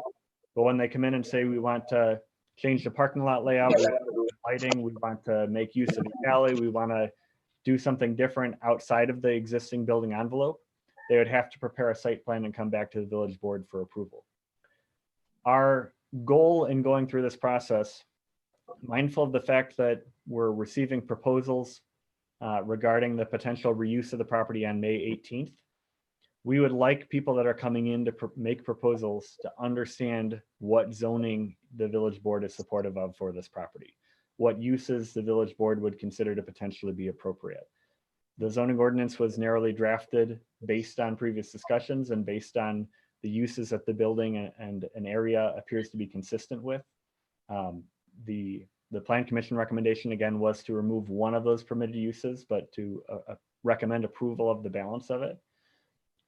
We have worked with the party, the Hate Group, that is potentially making a proposal. They view the zoning as being consistent with their operations. We have a second group, the City of Joy Church, that has periodically expressed interest in the property. This rezoning ordinance does continue to permit religious use of the property, so it would also be consistent with what the City of Joy has proposed in the past and what they may propose in the future. Again, our goal is to give the proposers some level of certainty that if they buy the property, if they submit a proposal for the property, that they would be able to engage in the uses that have been contemplated. Again, this went through the Plan Commission. The vote on this particular item was 5-6. The planning recommendations have been reviewed by the village and by the village planner. He was not able to make tonight's meeting, but this does have a positive staff recommendation. The Plan Commission recommendation to remove the bar and tavern use is certainly something that we have no objection to. If the village board supports that recommendation, we'd recommend amending the ordinance to remove that permitted use. Can we reflect that in the motion? Yes. I've heard also that there's a possibility that it might be like a food pantry type of thing. Is that it? allowed in the existing use? In the existing use without the property being rezoned, a food pantry is not something that we understand to historically have been operated at the facility. The proposed uses would include commercial kitchens, outdoor farmers markets and food markets, churches or religious uses, use of the property as a public space, event space, accessory preparation or service of food. It doesn't specifically reference a food pantry use. If that's something that the board is interested in specifically referencing either as a permitted or special use, you could certainly do so. If we approve with no bar, is that gonna affect the hate groups? Because I know they were gonna sell alcohol at their. The permitted uses that would still remain include use of the facility as a public space, event space, ballroom, reception venue, private gathering facility, potentially including preparation or service of food, catered food, beverages, alcohol, live or recorded music, dancing, and entertainment. So that is consistent with what the hate group has proposed. Okay. As far as the food pantry goes, we can always, you know, jump through that hoop when and if it ever comes up, can't we? That's correct. Yeah, that's fine with me. I wasn't sure if it needed to be done, then I guess it would be something that would have to be passed along. So that's fine. Okay, do we have a motion on this item? I move to approve the recommended ordinance for the rezoning of the church to exclude the bar or tavern. Second. And why Any would further we not include, should we include food pantry? If we're speaking of it now, why would we need to go back and revisit it later if we are thinking that that's something that we would want to include, which is something that we've been talking about, is having a food pantry? Couldn't we just add that in there now? If the board wishes to do so, sure. Okay, then with the amendment of a food pantry as well as no bar or tavern. So the motion on the floor then would be a motion to approve the ordinance with the removal of bars or taverns as a permitted use and with the inclusion of food pantries as a permitted use. Yes. And Does the second concur with that? Yes. So we still only have one motion then, correct? Dean? Correct. Okay. Any further discussion on this? I'm sorry, Dean, can you just explain again how the removal of the bar and tavern will or will not affect the hate group's plan? The hate group does not currently use any of their facilities as a standalone bar or tavern. They have private events that have alcohol served at them, but they're not conducting those as what you'd think of as a bar where it's open to the public and anyone can simply walk in and have a drink. They have organized events. So the organized events that they regularly conduct would still be permitted if they do in fact submit and if they are in fact approved for the purchase of the property. Thank you.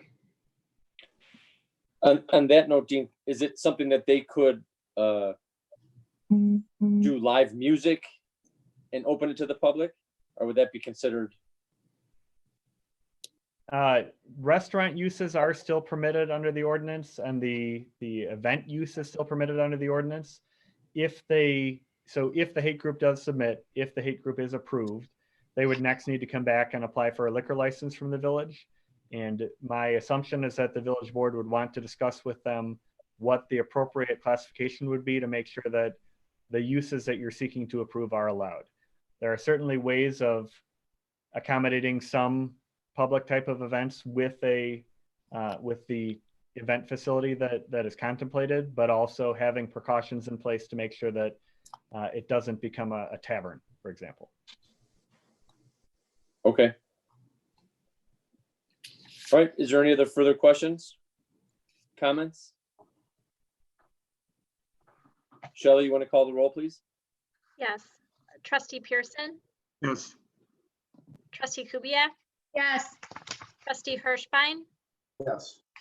Trustee Dalkowski, Yes. trustee Lemus, Yes. trustee Hall. Trustee Hall. Did Is he frozen? Yeah, he was Luke, frozen. you with us? I think he temporarily ducked out of the meeting. We'll try and get him back in as quickly as possible. Okay. Well, motion carries. Okay, thank you. Item C is an approval of an ordinance similar to the last one, authorizing the rezoning of certain property to a C1 commercial zoning district with a PUD attached. This is the former Village Hall site, the Rhine King site, which is formerly the park, and the fire station site. Dean, you want to give a quick history again, please? Yeah, we'll bring that map up as well. This is from page 122 of the PDF packet. So Rhine King Road, Railroad Street, Public Street, and Route 20 at the bottom of the screen here. This is the former Village Building Department, the two-story single-family residential structure. These are the former Village Hall trailers, the white block building, the existing fire station, and the park site. As the board is aware, the village went through a process to solicit proposals for the sale of the village-owned properties. So the properties north of Public Street and the park site south of the fire station. The one bid that was received in that process was from Anchor Spa and Pool.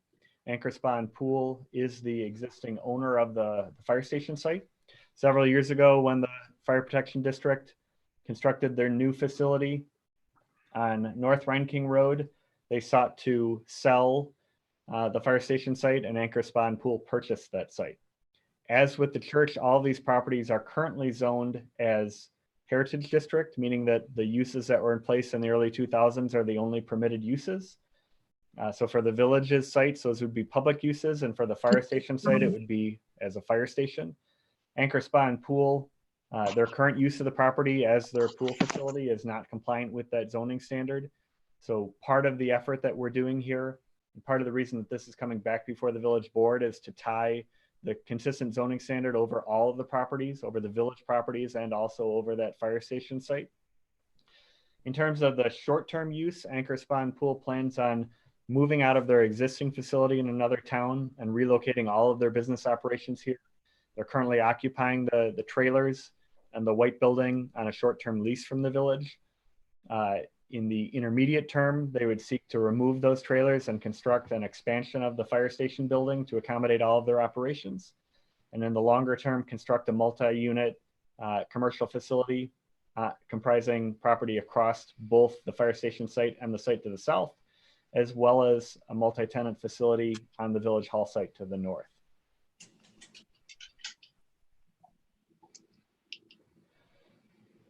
One of the issues that has been of significant concern to the village board throughout this process and throughout the contemplated sale of the property is the trailers. And we are working to be accommodating to the purchaser, the contract purchaser, to allow them the short-term use of the trailers while also ensuring that the village board's interest that the trailers go away within a reasonable period of time occurs. We've talked about different ways of tying that into the process. And we've talked about doing that through a zoning process. We've talked about doing that through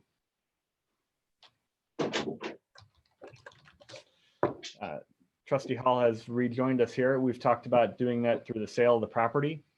Our primary concern in that regard is making sure that we have a set of enforceable restrictions that give us practical tools to be able to deal with the problem.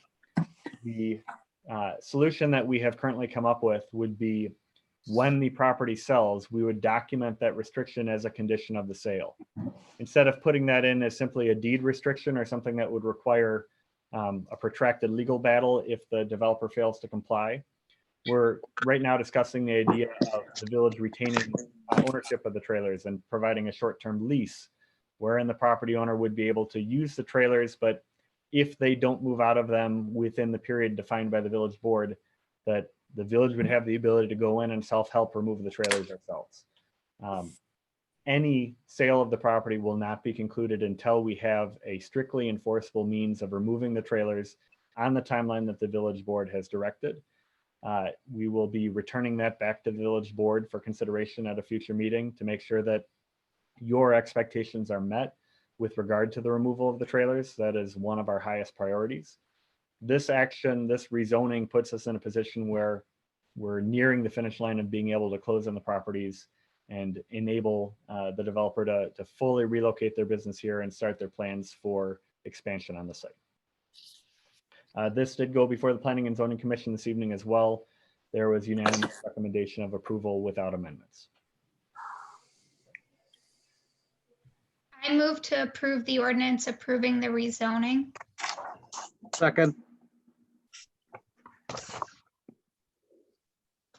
Any other further questions or comments? Okay, Shelley, you want to call the roll, please? Trustee Kubiak, Yes. trustee Lemus, Yes. trustee Hirschbein, Yes. trustee Dalkowski, Yes. trustee Hall, Yes. trustee Pearson, Yes. motion carries. Okay.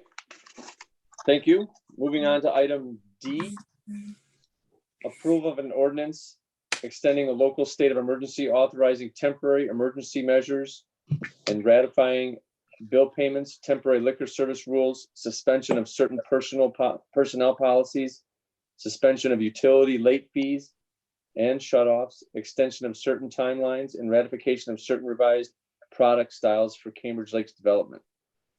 That's a lot of stuff. Yeah. It has been a busy several weeks, and we've been working to maintain the operations of the village and to be accommodating to those that do business with the village and be accommodating to our residents and recognize their emergency needs in these unprecedented times. This ordinance accomplishes a number of measures, as you outlined, that ratifying actions that have already occurred and directing certain actions into the future. As the board will recall, at our last meeting, the village board did approve a state of emergency. That's consistent with now all 50 states in the country and an overwhelming majority of communities across the state of Illinois. That state of emergency remained in effect until the village's next regular meeting. That would be tonight. So in the absence of an extension, that state of emergency would terminate tonight. At this point in time, it's our hope that as we face a need for future village board meetings, we are able to convene them in the fashion that we're doing right now. We are seeking to be conservative, though, and be prepared for any circumstances that may befall us. So in the event that emergency action was necessary, we'd like to be prepared and ensure that the emergency declaration remains in place. A secondary reason for maintaining the emergency declaration in place is ensuring that we remain technically eligible for any state or federal grant funding that may become available on the basis of a local emergency declaration. That does appear to be one of the qualifying factors based on the information received thus far. The other actions that this contemplates approval of, earlier in the meeting, the village board did approve of the April 6, 2020 warrant list. This ratifies that approval that was approved based on emergency authorization the village board gave at the last meeting. Earlier this month, we worked with our local licensed liquor establishments. They're obviously greatly impacted by the governor's state home order that prohibits on-premises eating. We work with them to allow them to engage in carry-out sales of beer and wine. That's consistent with the governor's order, and that was an action that was approved by the village president. It's something that has been beneficial to them, and they were appreciative of. We had some very good interaction with them on that topic. We'd like to continue that in place at this point in time. The village has a use it or lose it policy for accrual of vacation time. We do have members of the police department that had planned on taking vacation, but based on our current conditions, we required them to cancel that vacation. Ordinarily, that would cause them to lose their accrued vacation. And given that we're asking them or directing them to cancel their vacation based on the village's exigent needs, our recommendation is that it would be inappropriate to penalize them for that. In this case, it's full-time officers that we have required to cancel vacation in large measure because of challenges we've had with retaining our part-time officers. We have part-time officers that are off duty because they're in at-risk populations that are at a higher risk of COVID exposure. We have part-time officers that are unavailable for service because their primary employers have prohibited secondary employment because they're concerned about the potential for COVID exposure. We have part-time officers that have been unavailable based on their mandatory quarantines, based on potential exposures to possible COVID-19 cases. And because of that, we're relying even more heavily on the limited number of full-time officers that we have. We have taken action to temporarily suspend late fees on utility bills, as well as suspending utility shutoffs. We recommend that that remain in effect. The village board had previously authorized a process to consider proposals for the sale of the church property we just discussed. It's recommended to extend that deadline to allow bids to be submitted to the village by May 15th and opened on May 18th. And then the final action this contemplates, as we discussed earlier during the budget process, we've been working closely with Horton to try and continue their track record of house sales. They have a number of new elevations of single family product styles that are a great benefit to the village and our hopeful new residents. Those elevations do have to come before the village board for approval. In order to keep their process moving forward, we've worked with them on the early stages of ensuring that their building plans are approved, that they can continue pulling permits. We are bringing those back before the village board for ratification as well.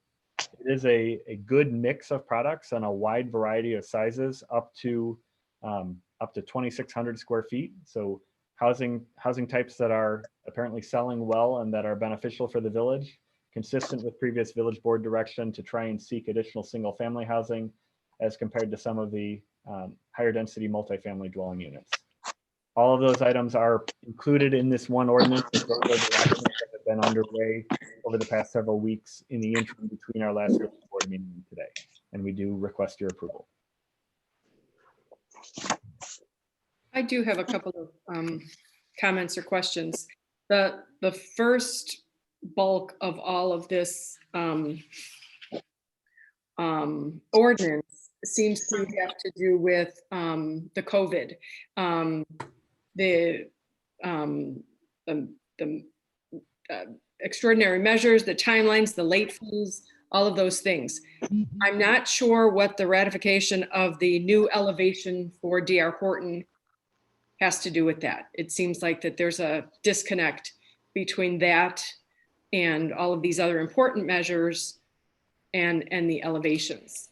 And the second part of my question is, you said that these elevations are of great benefit to the residents. So I'm wondering if you can expand on that.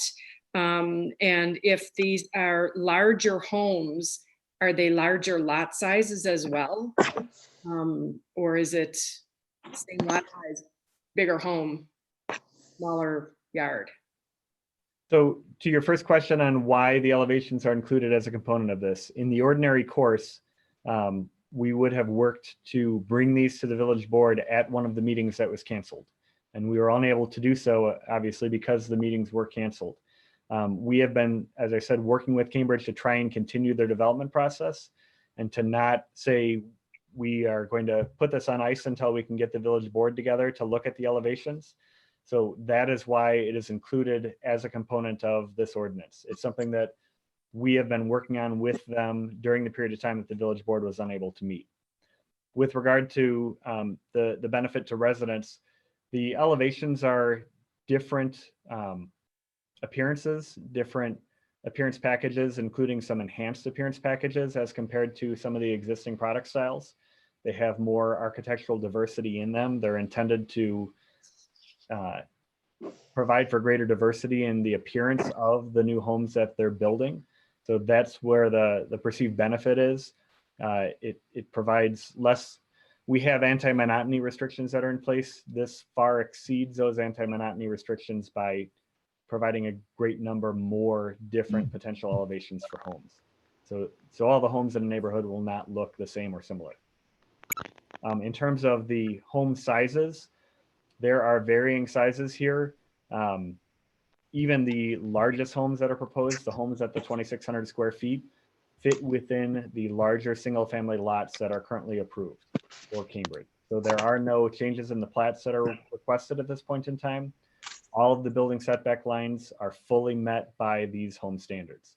The larger homes are multi-story homes that a two-story that would have housing on multiple levels. That's how they're able to stay within the building footprint. But the benefit of seeing the larger homes, the additional bedrooms, the potential for greater home values in the community. And these elevations, these belong to the current plan for DR Horton. This is part of the most recent 17th Amendment for the DR Horton plan. Is that correct? That's correct. These elevations are proposed for construction on existing approved lots in Cambridge's current development. This is not a part of a new annexation. It's not a part of a new plat. It's not a part of any new land being added to their site. These would be new elevations, new homes that could be built on land that is already approved for development. And are these elevations ones that they are hoping to get building as soon as we approve them? Yes. Because it seems that we've only missed one meeting, and it seems like this is a pretty big thing that they've been working on for a long time. And for us just to be hearing about this, well, as of 2 weeks ago, if we would have had our meeting 2 weeks ago, I'm wondering what the urgency is that we hadn't heard prior to this meeting or the weekend or the meeting prior to this one. The formal request for this came in after our agenda had been prepared for the last meeting, and we did not have the materials, the elevations to the village in a fashion that we could have included them in that agenda packet. So in the interim since then, it's been, if I'm recalling correctly, 5 weeks that we were unable to meet or that we haven't met. And in terms of a developer that's trying to get houses built in favorable weather in the spring so that they can sell them over the summer, that 5-week window is a very critical period for them. So their request was that we do everything possible to expedite this. And again, the staff perceptions that this is a benefit to the village, we tried to work to accommodate that. Okay. And then I also had a question for the village engineer, Mick. Did we speak at a meeting months ago about updating the code for the village? And is there progress on that? Is that something that the village, or is that a county thing? And does any of the DR Horton plans that are in play right now, would any of those have anything to do with an updated code, building code? I believe that you're talking about the updated stormwater code that we talked about that's coming out of the county and the changes to that, or are you talking about the changes to the actual building code? Because elevations wouldn't be something that would be coming out of a building code. The building code is actually the means and method for which a building is constructed. Okay. We are working on the building code update at present. Jim Kelly, our chief building official, is working on that. He has reviewed plans for these, and as building permits are pulled, they have to comply with the code that is then currently in effect. But he's reviewed the plans and commented that he didn't have any concerns about them. They meet the current energy requirement codes, the current accessibility codes. He was very comfortable with and recommended approval of them. But the current codes became in effect when? I mean, those are still pretty old, aren't they? The plumbing code, the accessibility code, and the energy code are statewide codes that are amended by the state periodically. So those are very current. Okay. The building code updates that we are looking at, from my discussions with Jim, there are not substantive changes that would happen to these houses as a result of the building code amendments being adopted by the village. The locally controlled items, he did not have concerns about these plans.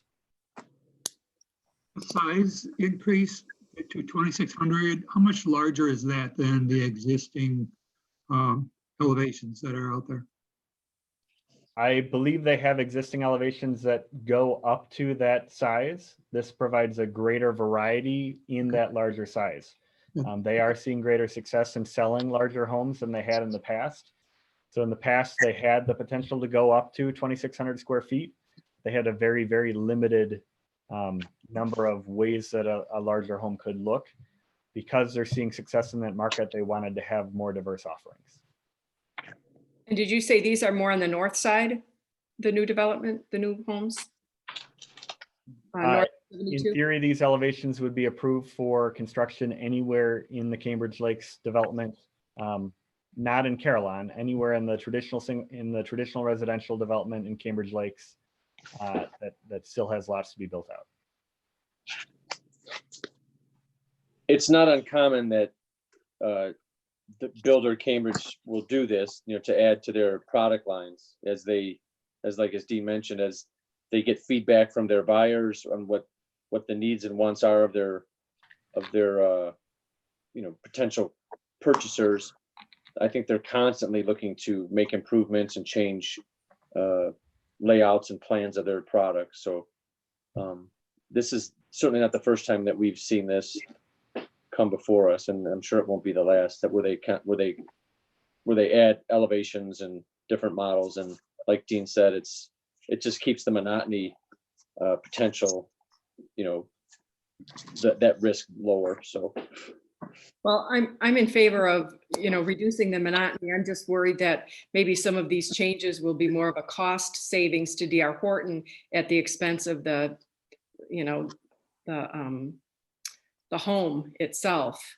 I just don't want to see us, going on the cheap for the homes. If it's just the elevation and the size of the homes, I guess that's acceptable. I just don't want to see any other changes. I know when they made the changes to some of these other homes, people used to have the options to make all sorts of upgrades to their counters or their floors or their appliances, and they just don't have these options anymore. And so, but none of those changes are, and I don't even know if that's something that they needed to come to the board for.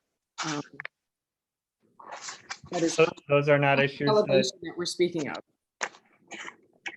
The interior build out options, or a spec home versus a custom home, those are not issues that their current development agreement requires come back to the board. The elevations do require board approval. Okay. No, it was the custom homes. You just didn't have the options anymore. You got, this color or that color, which one do you like best? If I can change topic again, because thank you for clearing that up. The extensions of certain timelines. Are we only speaking for the police department that the vacation use it or lose it would be a benefit to because of the COVID situation currently? Or are there any other departments that affects? That only affects the police department. We do not have other employees that are near their accrual limits. Okay. I move to approve the ordinance extending a state of emergency. Second. Any other questions or comments? Shelley, we call the roll, please. Trustee Kubiak, Yes. Trustee Hall, Yes. Trustee Dolkowski, Yes. Trustee Lemus, Yes. Trustee Pearson, Yes. Trustee Hirschbein. Yes. Motion carries. Okay, thank you. Item E is approval of a resolution authorizing acceptance and bond reductions for Cambridge Lakes neighborhoods 19 and 20 water main. Dina, is this Mick or? This is a very limited item. Back on January 20th, the village board approved accepting improvements in neighborhood 20. That's the multifamily located behind Lazar, behind Stark's Corners. One of the requirements at that point was that they build a water main extending under the railroad tracks to the neighborhood directly south of there, neighborhood 19. That water main has been built, so it provides another point of looping under the railroad tracks to ensure good water service in our system and redundancy in our system. That water main has now been built. This item recommends accepting that water main and reducing the bonds associated with that. Mick, I know there's an outstanding issue on the as-built. Can you address that for us? One of the requirements of code mandates that the developer provides as-built of all the public infrastructure that's installed as part of the development. Manhart is typically the one that for DR Horton that prepares those as-built and provides them to us. We simply haven't gotten those yet from them, but that's something that, Manhart typically will send us via email once completed. So we would simply hold on to the existing letter of credit or security for the development until we got both those as-built record drawings as well as the 10% maintenance bond. And those conditions were noted by Mick and his team, and they are built into the resolution. So the resolution is contingent on receiving that maintenance bond and the as-built drawings. So even if we approve it, it's not going to happen until we get the as-built drawings? That is correct. As-built drawing is? What an as-built drawing is it basically, the design set of plans that's put together that we review and approve shows location and of where all the public infrastructure is supposed to go. And as-built then is actually a drawing that's prepared from survey data collected in the field during construction to document where the actual final infrastructure was placed. So why don't we wait until we receive it to approve this? Why are we saying we'll approve this but we're not really approving it until you give us these as-built drawings? But why don't we just wait until we have them and then we approve it? What's the benefit one way or the other? Probably the benefit, from my perspective at least, would be that, it allows us to continue to move through things if we have the approval to be able to move forward, as opposed to wait to that point, then wait maybe a couple of weeks to come back to you guys.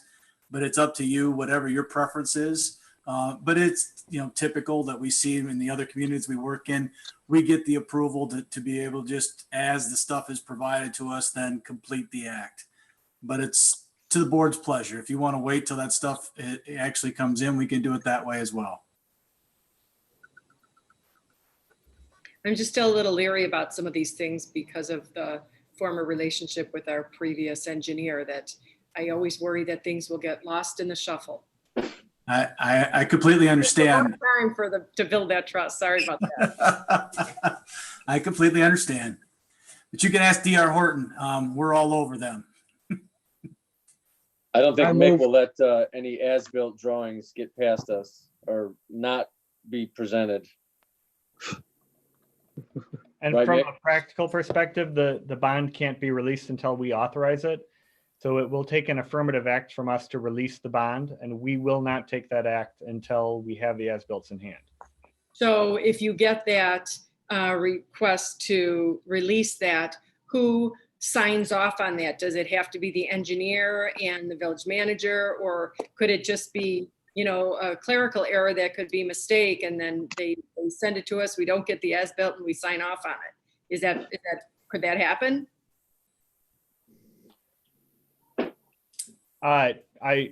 Clerical errors are theoretically possible, but that same error is possible that a staff member could do that without bringing a bond to the village board for approval to release.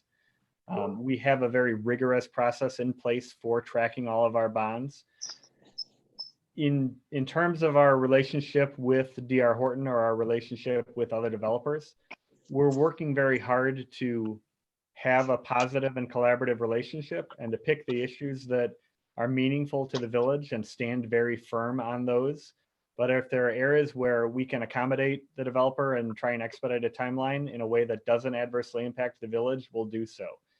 On a bond release like this, the water main is a relatively small bond. It doesn't have a significant value.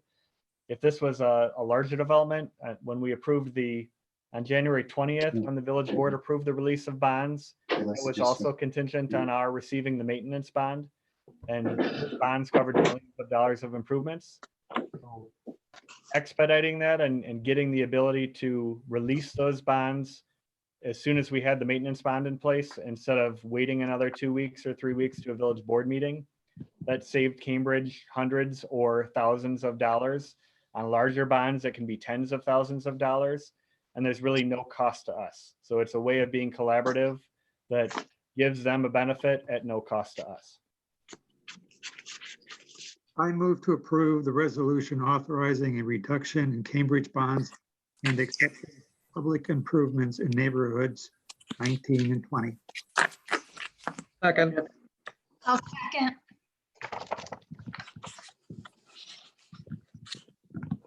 Any further discussion? No. Shelley, call the roll, please. Trustee Pearson, Yes. trustee Lemus, Yes. trustee Hall, Yes. trustee Kubiak, Yes. trustee Hirschbein, Yes. trustee Dalkowski, No. motion carries.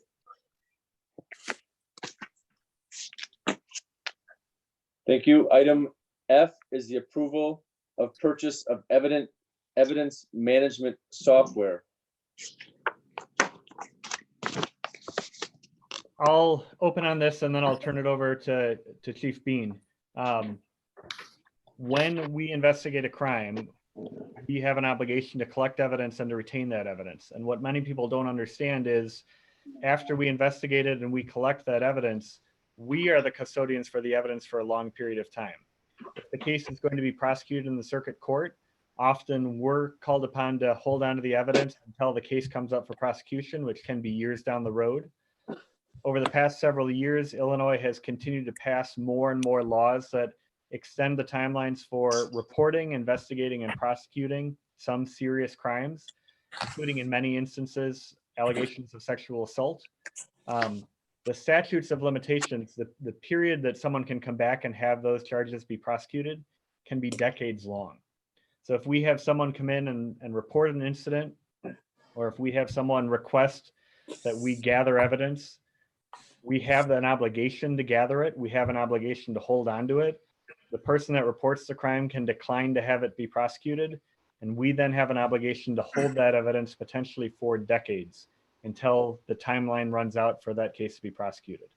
At any point in time during that decades-long wait, the victim can come forward and say, I want that case to be prosecuted, and we have an obligation to retrieve that evidence, bring it forward, and carry the case through to fruition.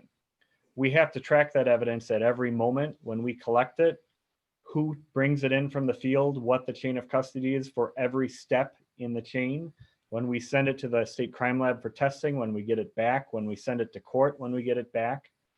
Our process for doing all of that right now is manual. We use an Excel spreadsheet that employees manually log records into, and that's how we track every bit of evidence that we have. This would be going to a computerized barcode system. When you collect evidence, it gets a barcode and UPC assigned to it.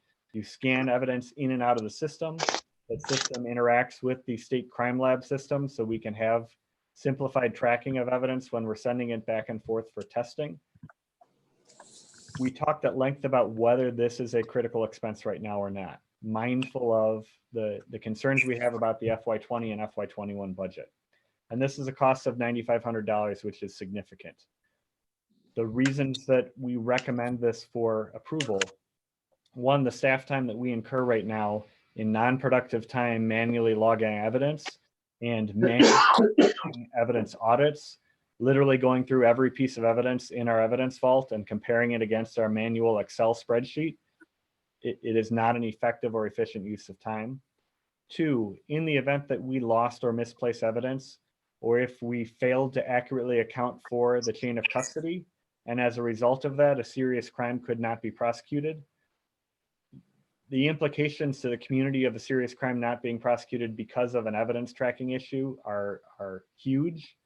From our perspective, the implications of a potential civil rights lawsuit against the village, if someone suffers an injury and can't prosecute that injury, they far exceed $9,500. So we reviewed this at length. Chief Bean, I would defer to you. I know you're going to be more elegant about this than me. Well, you actually covered it very well, probably better than I could have originally. Can you hear me, Dean? Yes. Okay. The other factor here is that one thing to keep in the back of your mind is that we estimated this would save us about 250 hours a year in physical man hours. So you're looking at approximately $5,000 a year savings. So in 2 years, we recoup the cost of this process. And it saves us the tremendous amount of time we've gone into it. Using Excel spreadsheets is not a productive, and it invites some type of error into it. The barcode system does not. There's 40 agencies using it right here in Chicago. Everybody's satisfied with it, and it gives us a large pool of people if we run into a problem with the software. I have nothing further, but we'll be happy to answer any questions of the board.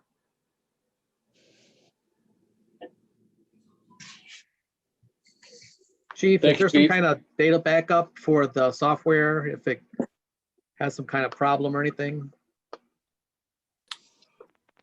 You were cut off slightly. Was your question, is there a data backup for the system? And the answer is yes. Thank you.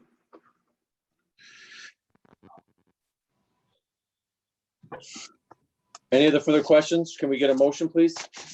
I move to I approve. move to approve purchase of evidence management software in an amount not to exceed $9,500. Second. Second.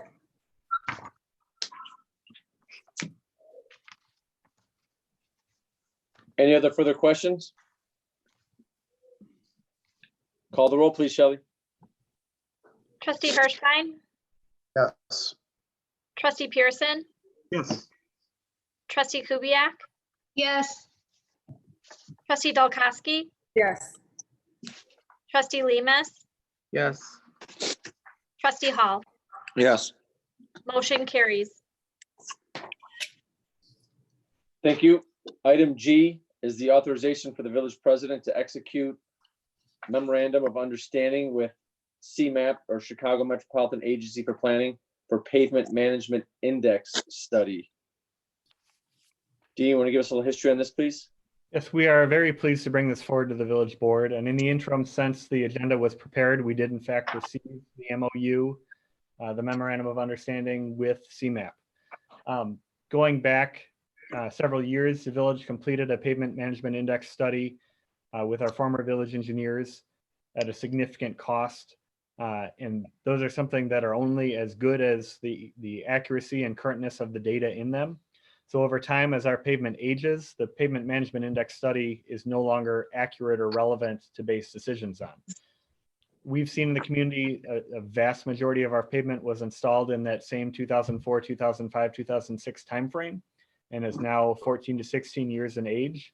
And that's a critical age where if pavement is not maintained, if we don't take major actions to stabilize it, once the surface of the pavement becomes pervious and lets water through, the base of the pavement will fail, and you go from having to resurface the top couple inches of asphalt to having to completely rebuild a road at a exponential increase in cost.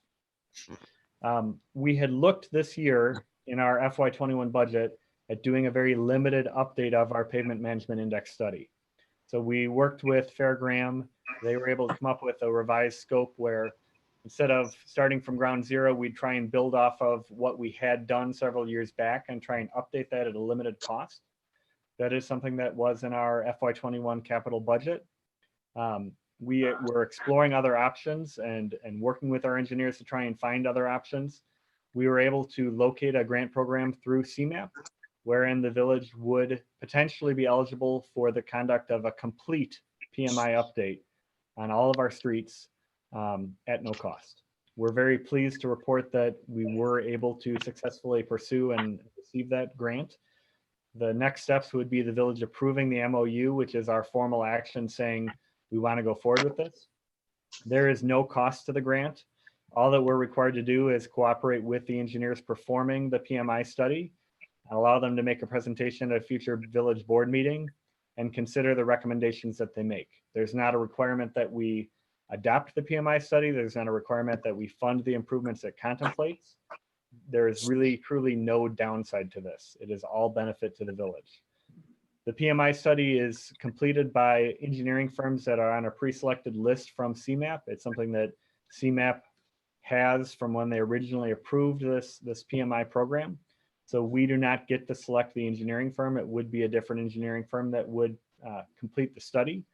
But again, it is at no cost to us. It would be completed starting in the very near term as we have good weather here this spring, and we anticipate it would be coming back to the village board by the end of summer. As we've talked about, we do have concerns about the age of our pavement and the critical point that we're at in terms of heading off major pavement deterioration in the next several years. This puts us in a position where we have the best possible information on the condition of our streets and what it will take to maintain them and slow the deterioration and preserve that critical capital asset for the village. So we're very pleased as your staff to bring this forward as a no-cost, completely grant-funded study for your consideration. Does this include also Caroline? I'm sorry, Trustee Pearson, I didn't hear that. Does this include the streets in Caroline? This would include all village public streets. This would not include private streets in Caroline. It would not include private drives in townhome areas. This is limited to village streets. Because it is a publicly funded project, CMAP is a non-governmental organization, but they are a public organization and they do receive governmental funding. It is limited just to public streets. Okay. So this grant is awesome that you guys, staff went through this and followed through up on it. And it seems to me a no-brainer. I did have a couple of questions though. Before the grant was accepted, remind me, did we put this in the budget that we just passed to do a pavement study that we might not need now? The FY21 budget, the capital plan had $20,000 of funding towards a limited PMI update.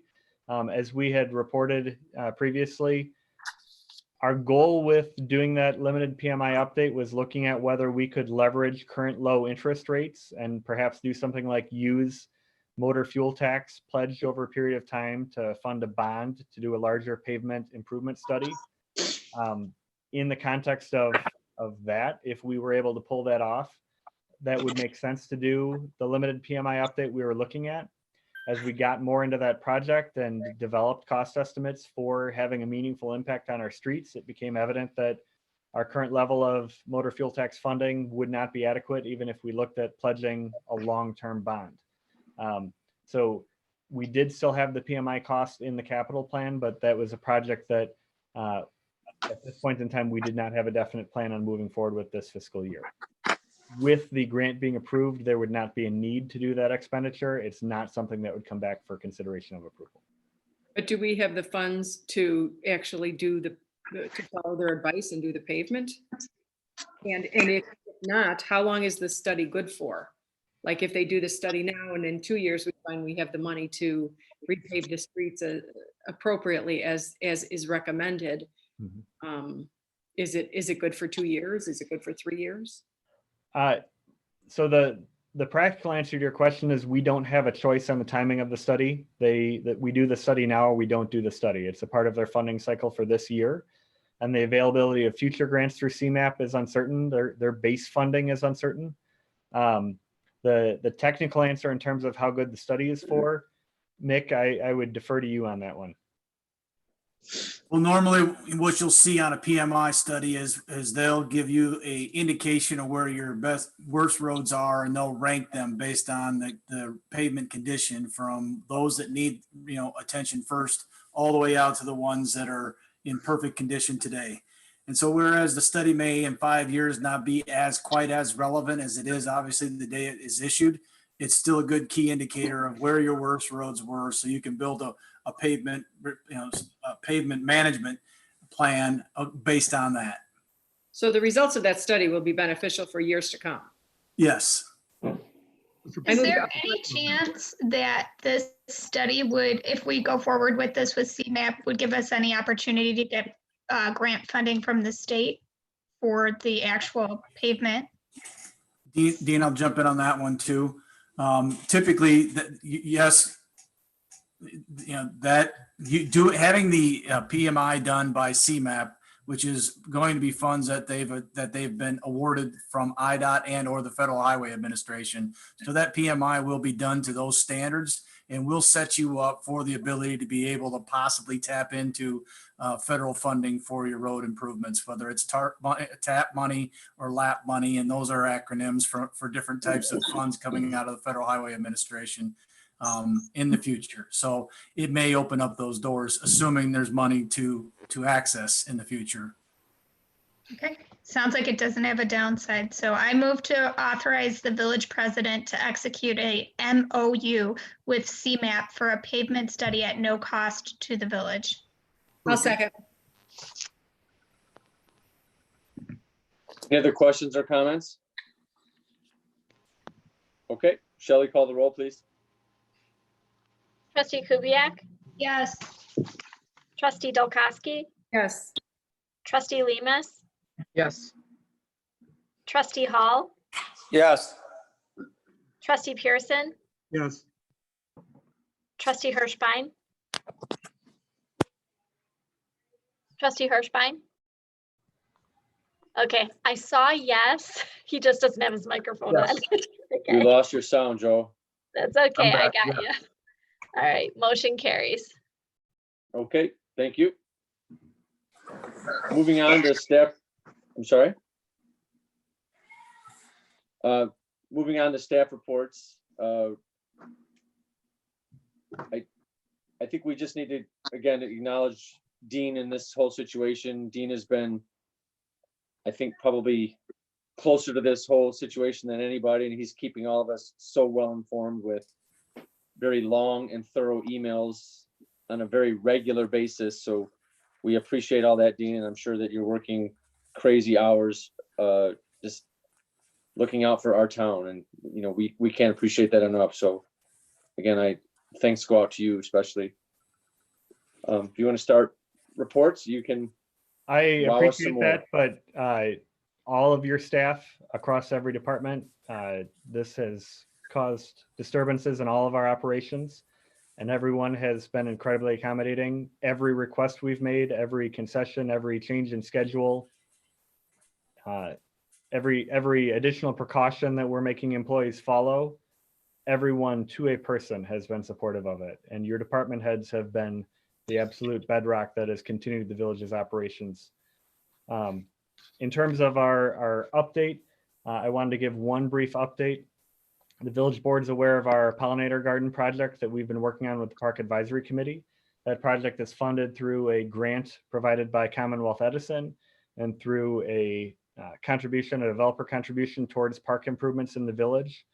We had anticipated that project starting last week, but then there was snow in the forecast for Friday that came to happen, so it had to be delayed.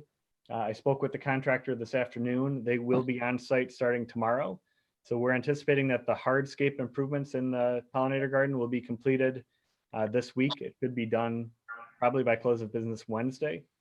We've worked with multiple vendors to obtain pricing on plant lists, and if the pollinator garden improvements are done within the budget that we anticipate, we will have funding for the plants and funding for mulch.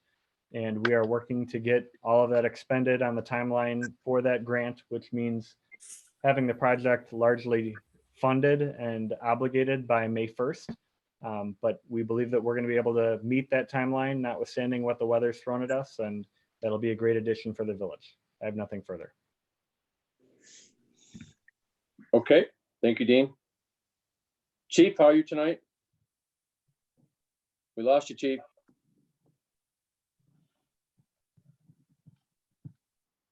That little button on the side.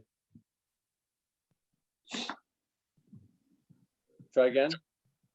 Yeah, I'm here. Anybody there? There you go. All right, sorry about that. Thank you for asking, President Wiedmeyer. I'll give no further report at this point. Everybody is good in the police department, as can be expected, I guess. Yes, we have a couple of people off, as you are aware. Village Manager Frieders has been updating the board weekly on that. We did pick up another part-timer, and we have another one on the fence. So we're looking good at this particular moment. I do not want to jinx myself. Okay. Thank you. Thanks, Chief. Moving on. Finance Director Extraordinaire, back in her chair. Nobody could be more excited about that than yours truly. So, Well, thank you. Karen, Yeah. wow us tonight, right? I am back. Thank you very much for that. Thanks to the board for approving the budget tonight. I appreciate that. We'll be able to move forward, get all that set up in the new system or in the current system so it can be moved over to the new system. thanks to Jenny and Dean for kind of holding down the fort while I was gone. And the only thing I have to report on is that Principal Life has extended their freeze on our life insurance premiums for another year. So we're in year 4 of the stable life insurance premiums that the board provides for all of the full-time employees. And that's all I have. Okay, great. Thank you. Mick, thanks for the report. Do you have anything else to add or anything specifically you want to point out on that report tonight? Well, obviously, I'm excited to report that Richard J. Brown project is underway. I think ever since I've been introduced to the village a year and a half ago, or whatever, however long it's been, Richard J. Brown has been the foremost in most people's mind. We're very fortunate. Plody has gotten started, and they're making some good headway. In addition to that, I know that some people, or at least been aware, there was some conversation early on about the power relocation for the signalization that ComEd was going to charge for. We've successfully negotiated that away, and ComEd is recognizing that as a public utility improvement, and so there'll be no charge for that the setting of that power, which is a very good thing. Other than that, the rest of it's in the report. And if anybody has any questions, sure try to answer them. Nick, can you address what's on the wall behind you there? I think you win the award for the most interesting backdrop, but we're all curious what your commentary is. I told my wife that I should really probably just move my camera for this meeting. That's just it's a longhorn bull that a friend of mine raised that we used to rope, and when it died, I got the head and then did a skull mount of it. So nothing special. I can't claim like President Wiedemeyer that I shot this thing. I went on any kind of safari and hunted for days out in the backwoods. This was just at the farm. That's exciting, Mick. I'm on the edge of my seat. I have an engineering related question, if I may. Great.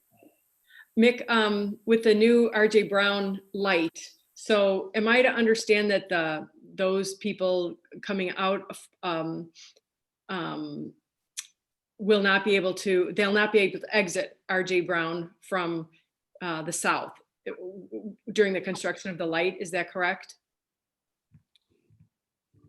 You're cutting out, so I didn't get much of that. I've been seeing some posts specifically on Facebook, for example, that people are concerned that more residents will be trying to make an illegal left-hand turn from Wester going west, making a left-hand turn onto 72.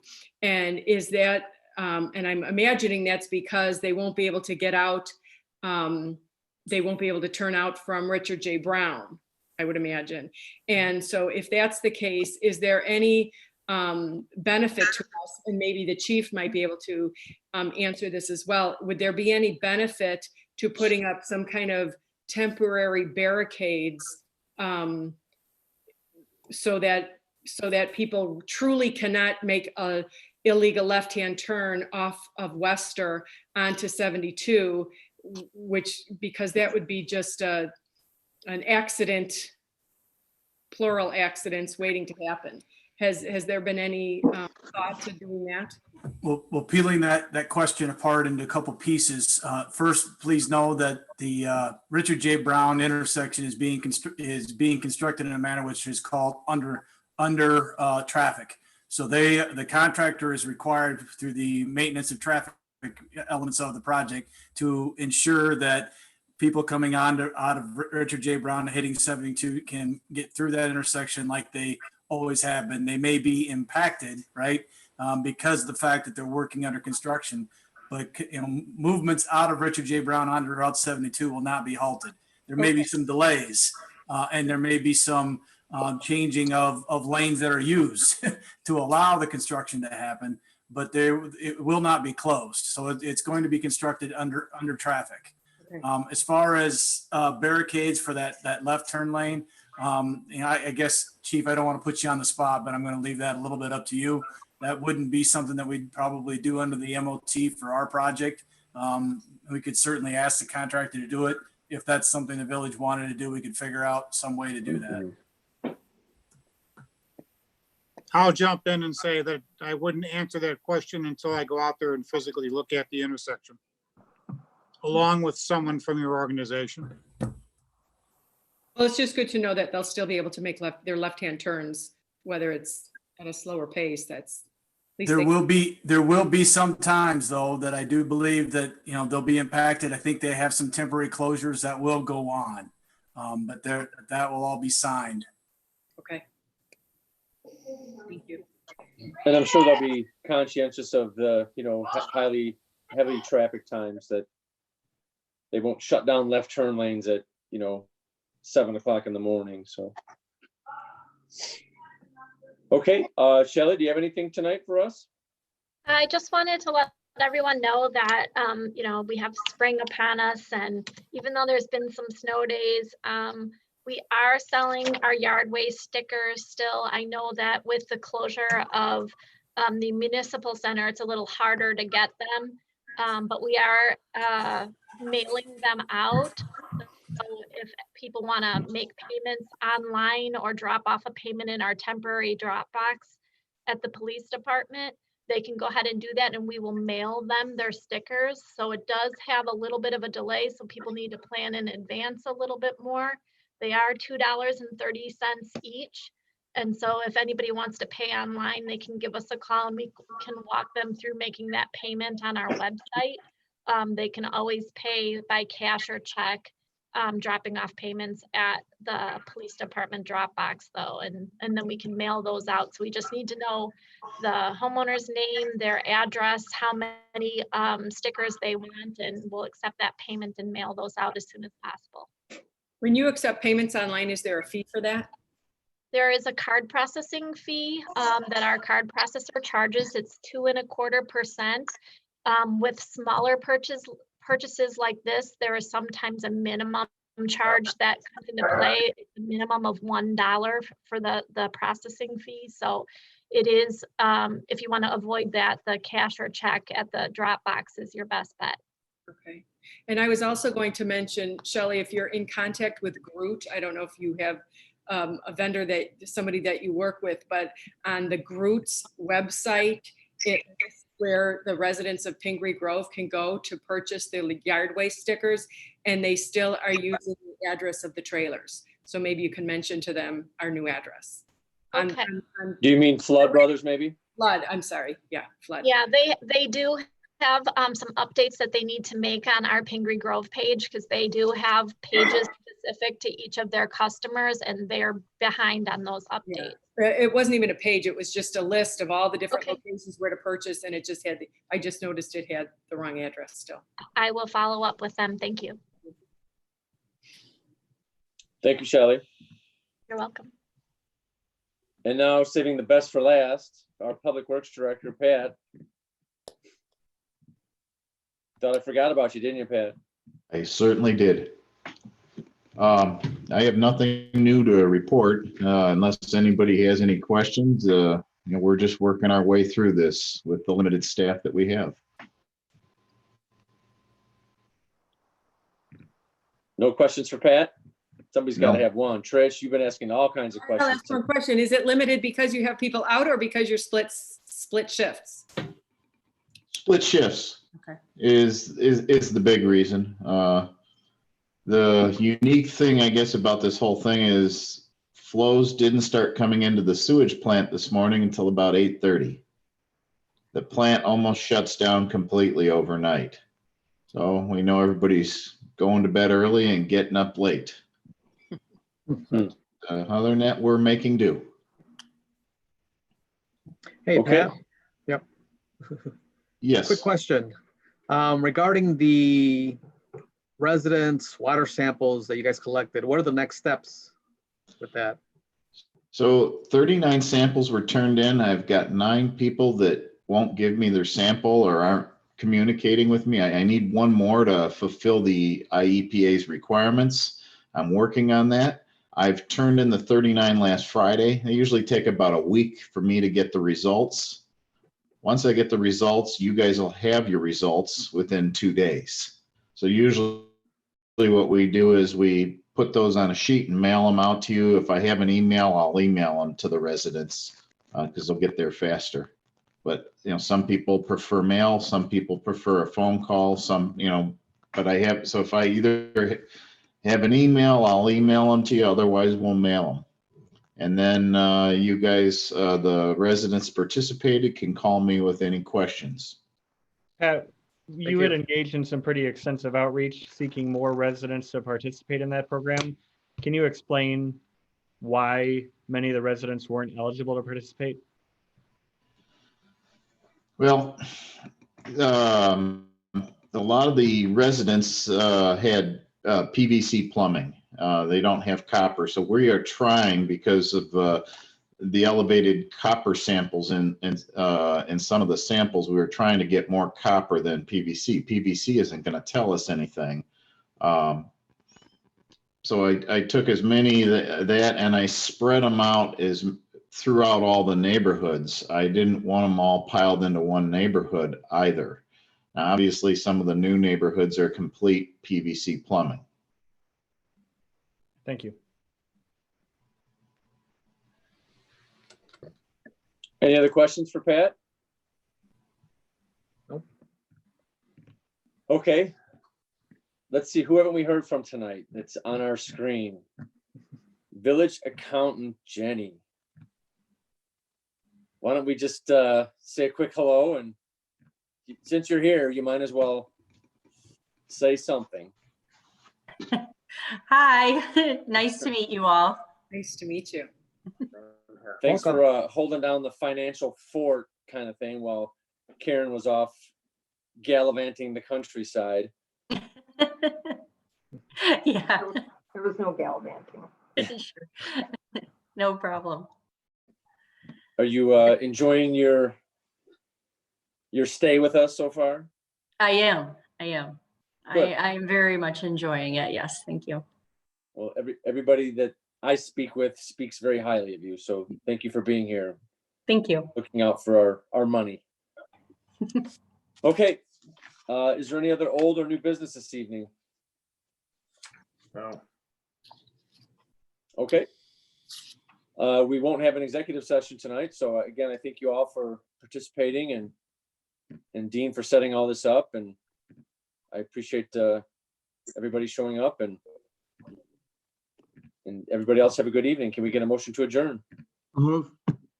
Second. All in favor? Aye. Aye. All any opposed? Luke, you want to go home? You ready? I'm at home, Steve. All right. All right. Meeting is adjourned. All right. Good night, everybody. Good night. Good night. Good night. Stay safe. Shelley, are you still there? Oh, yeah, I lost you.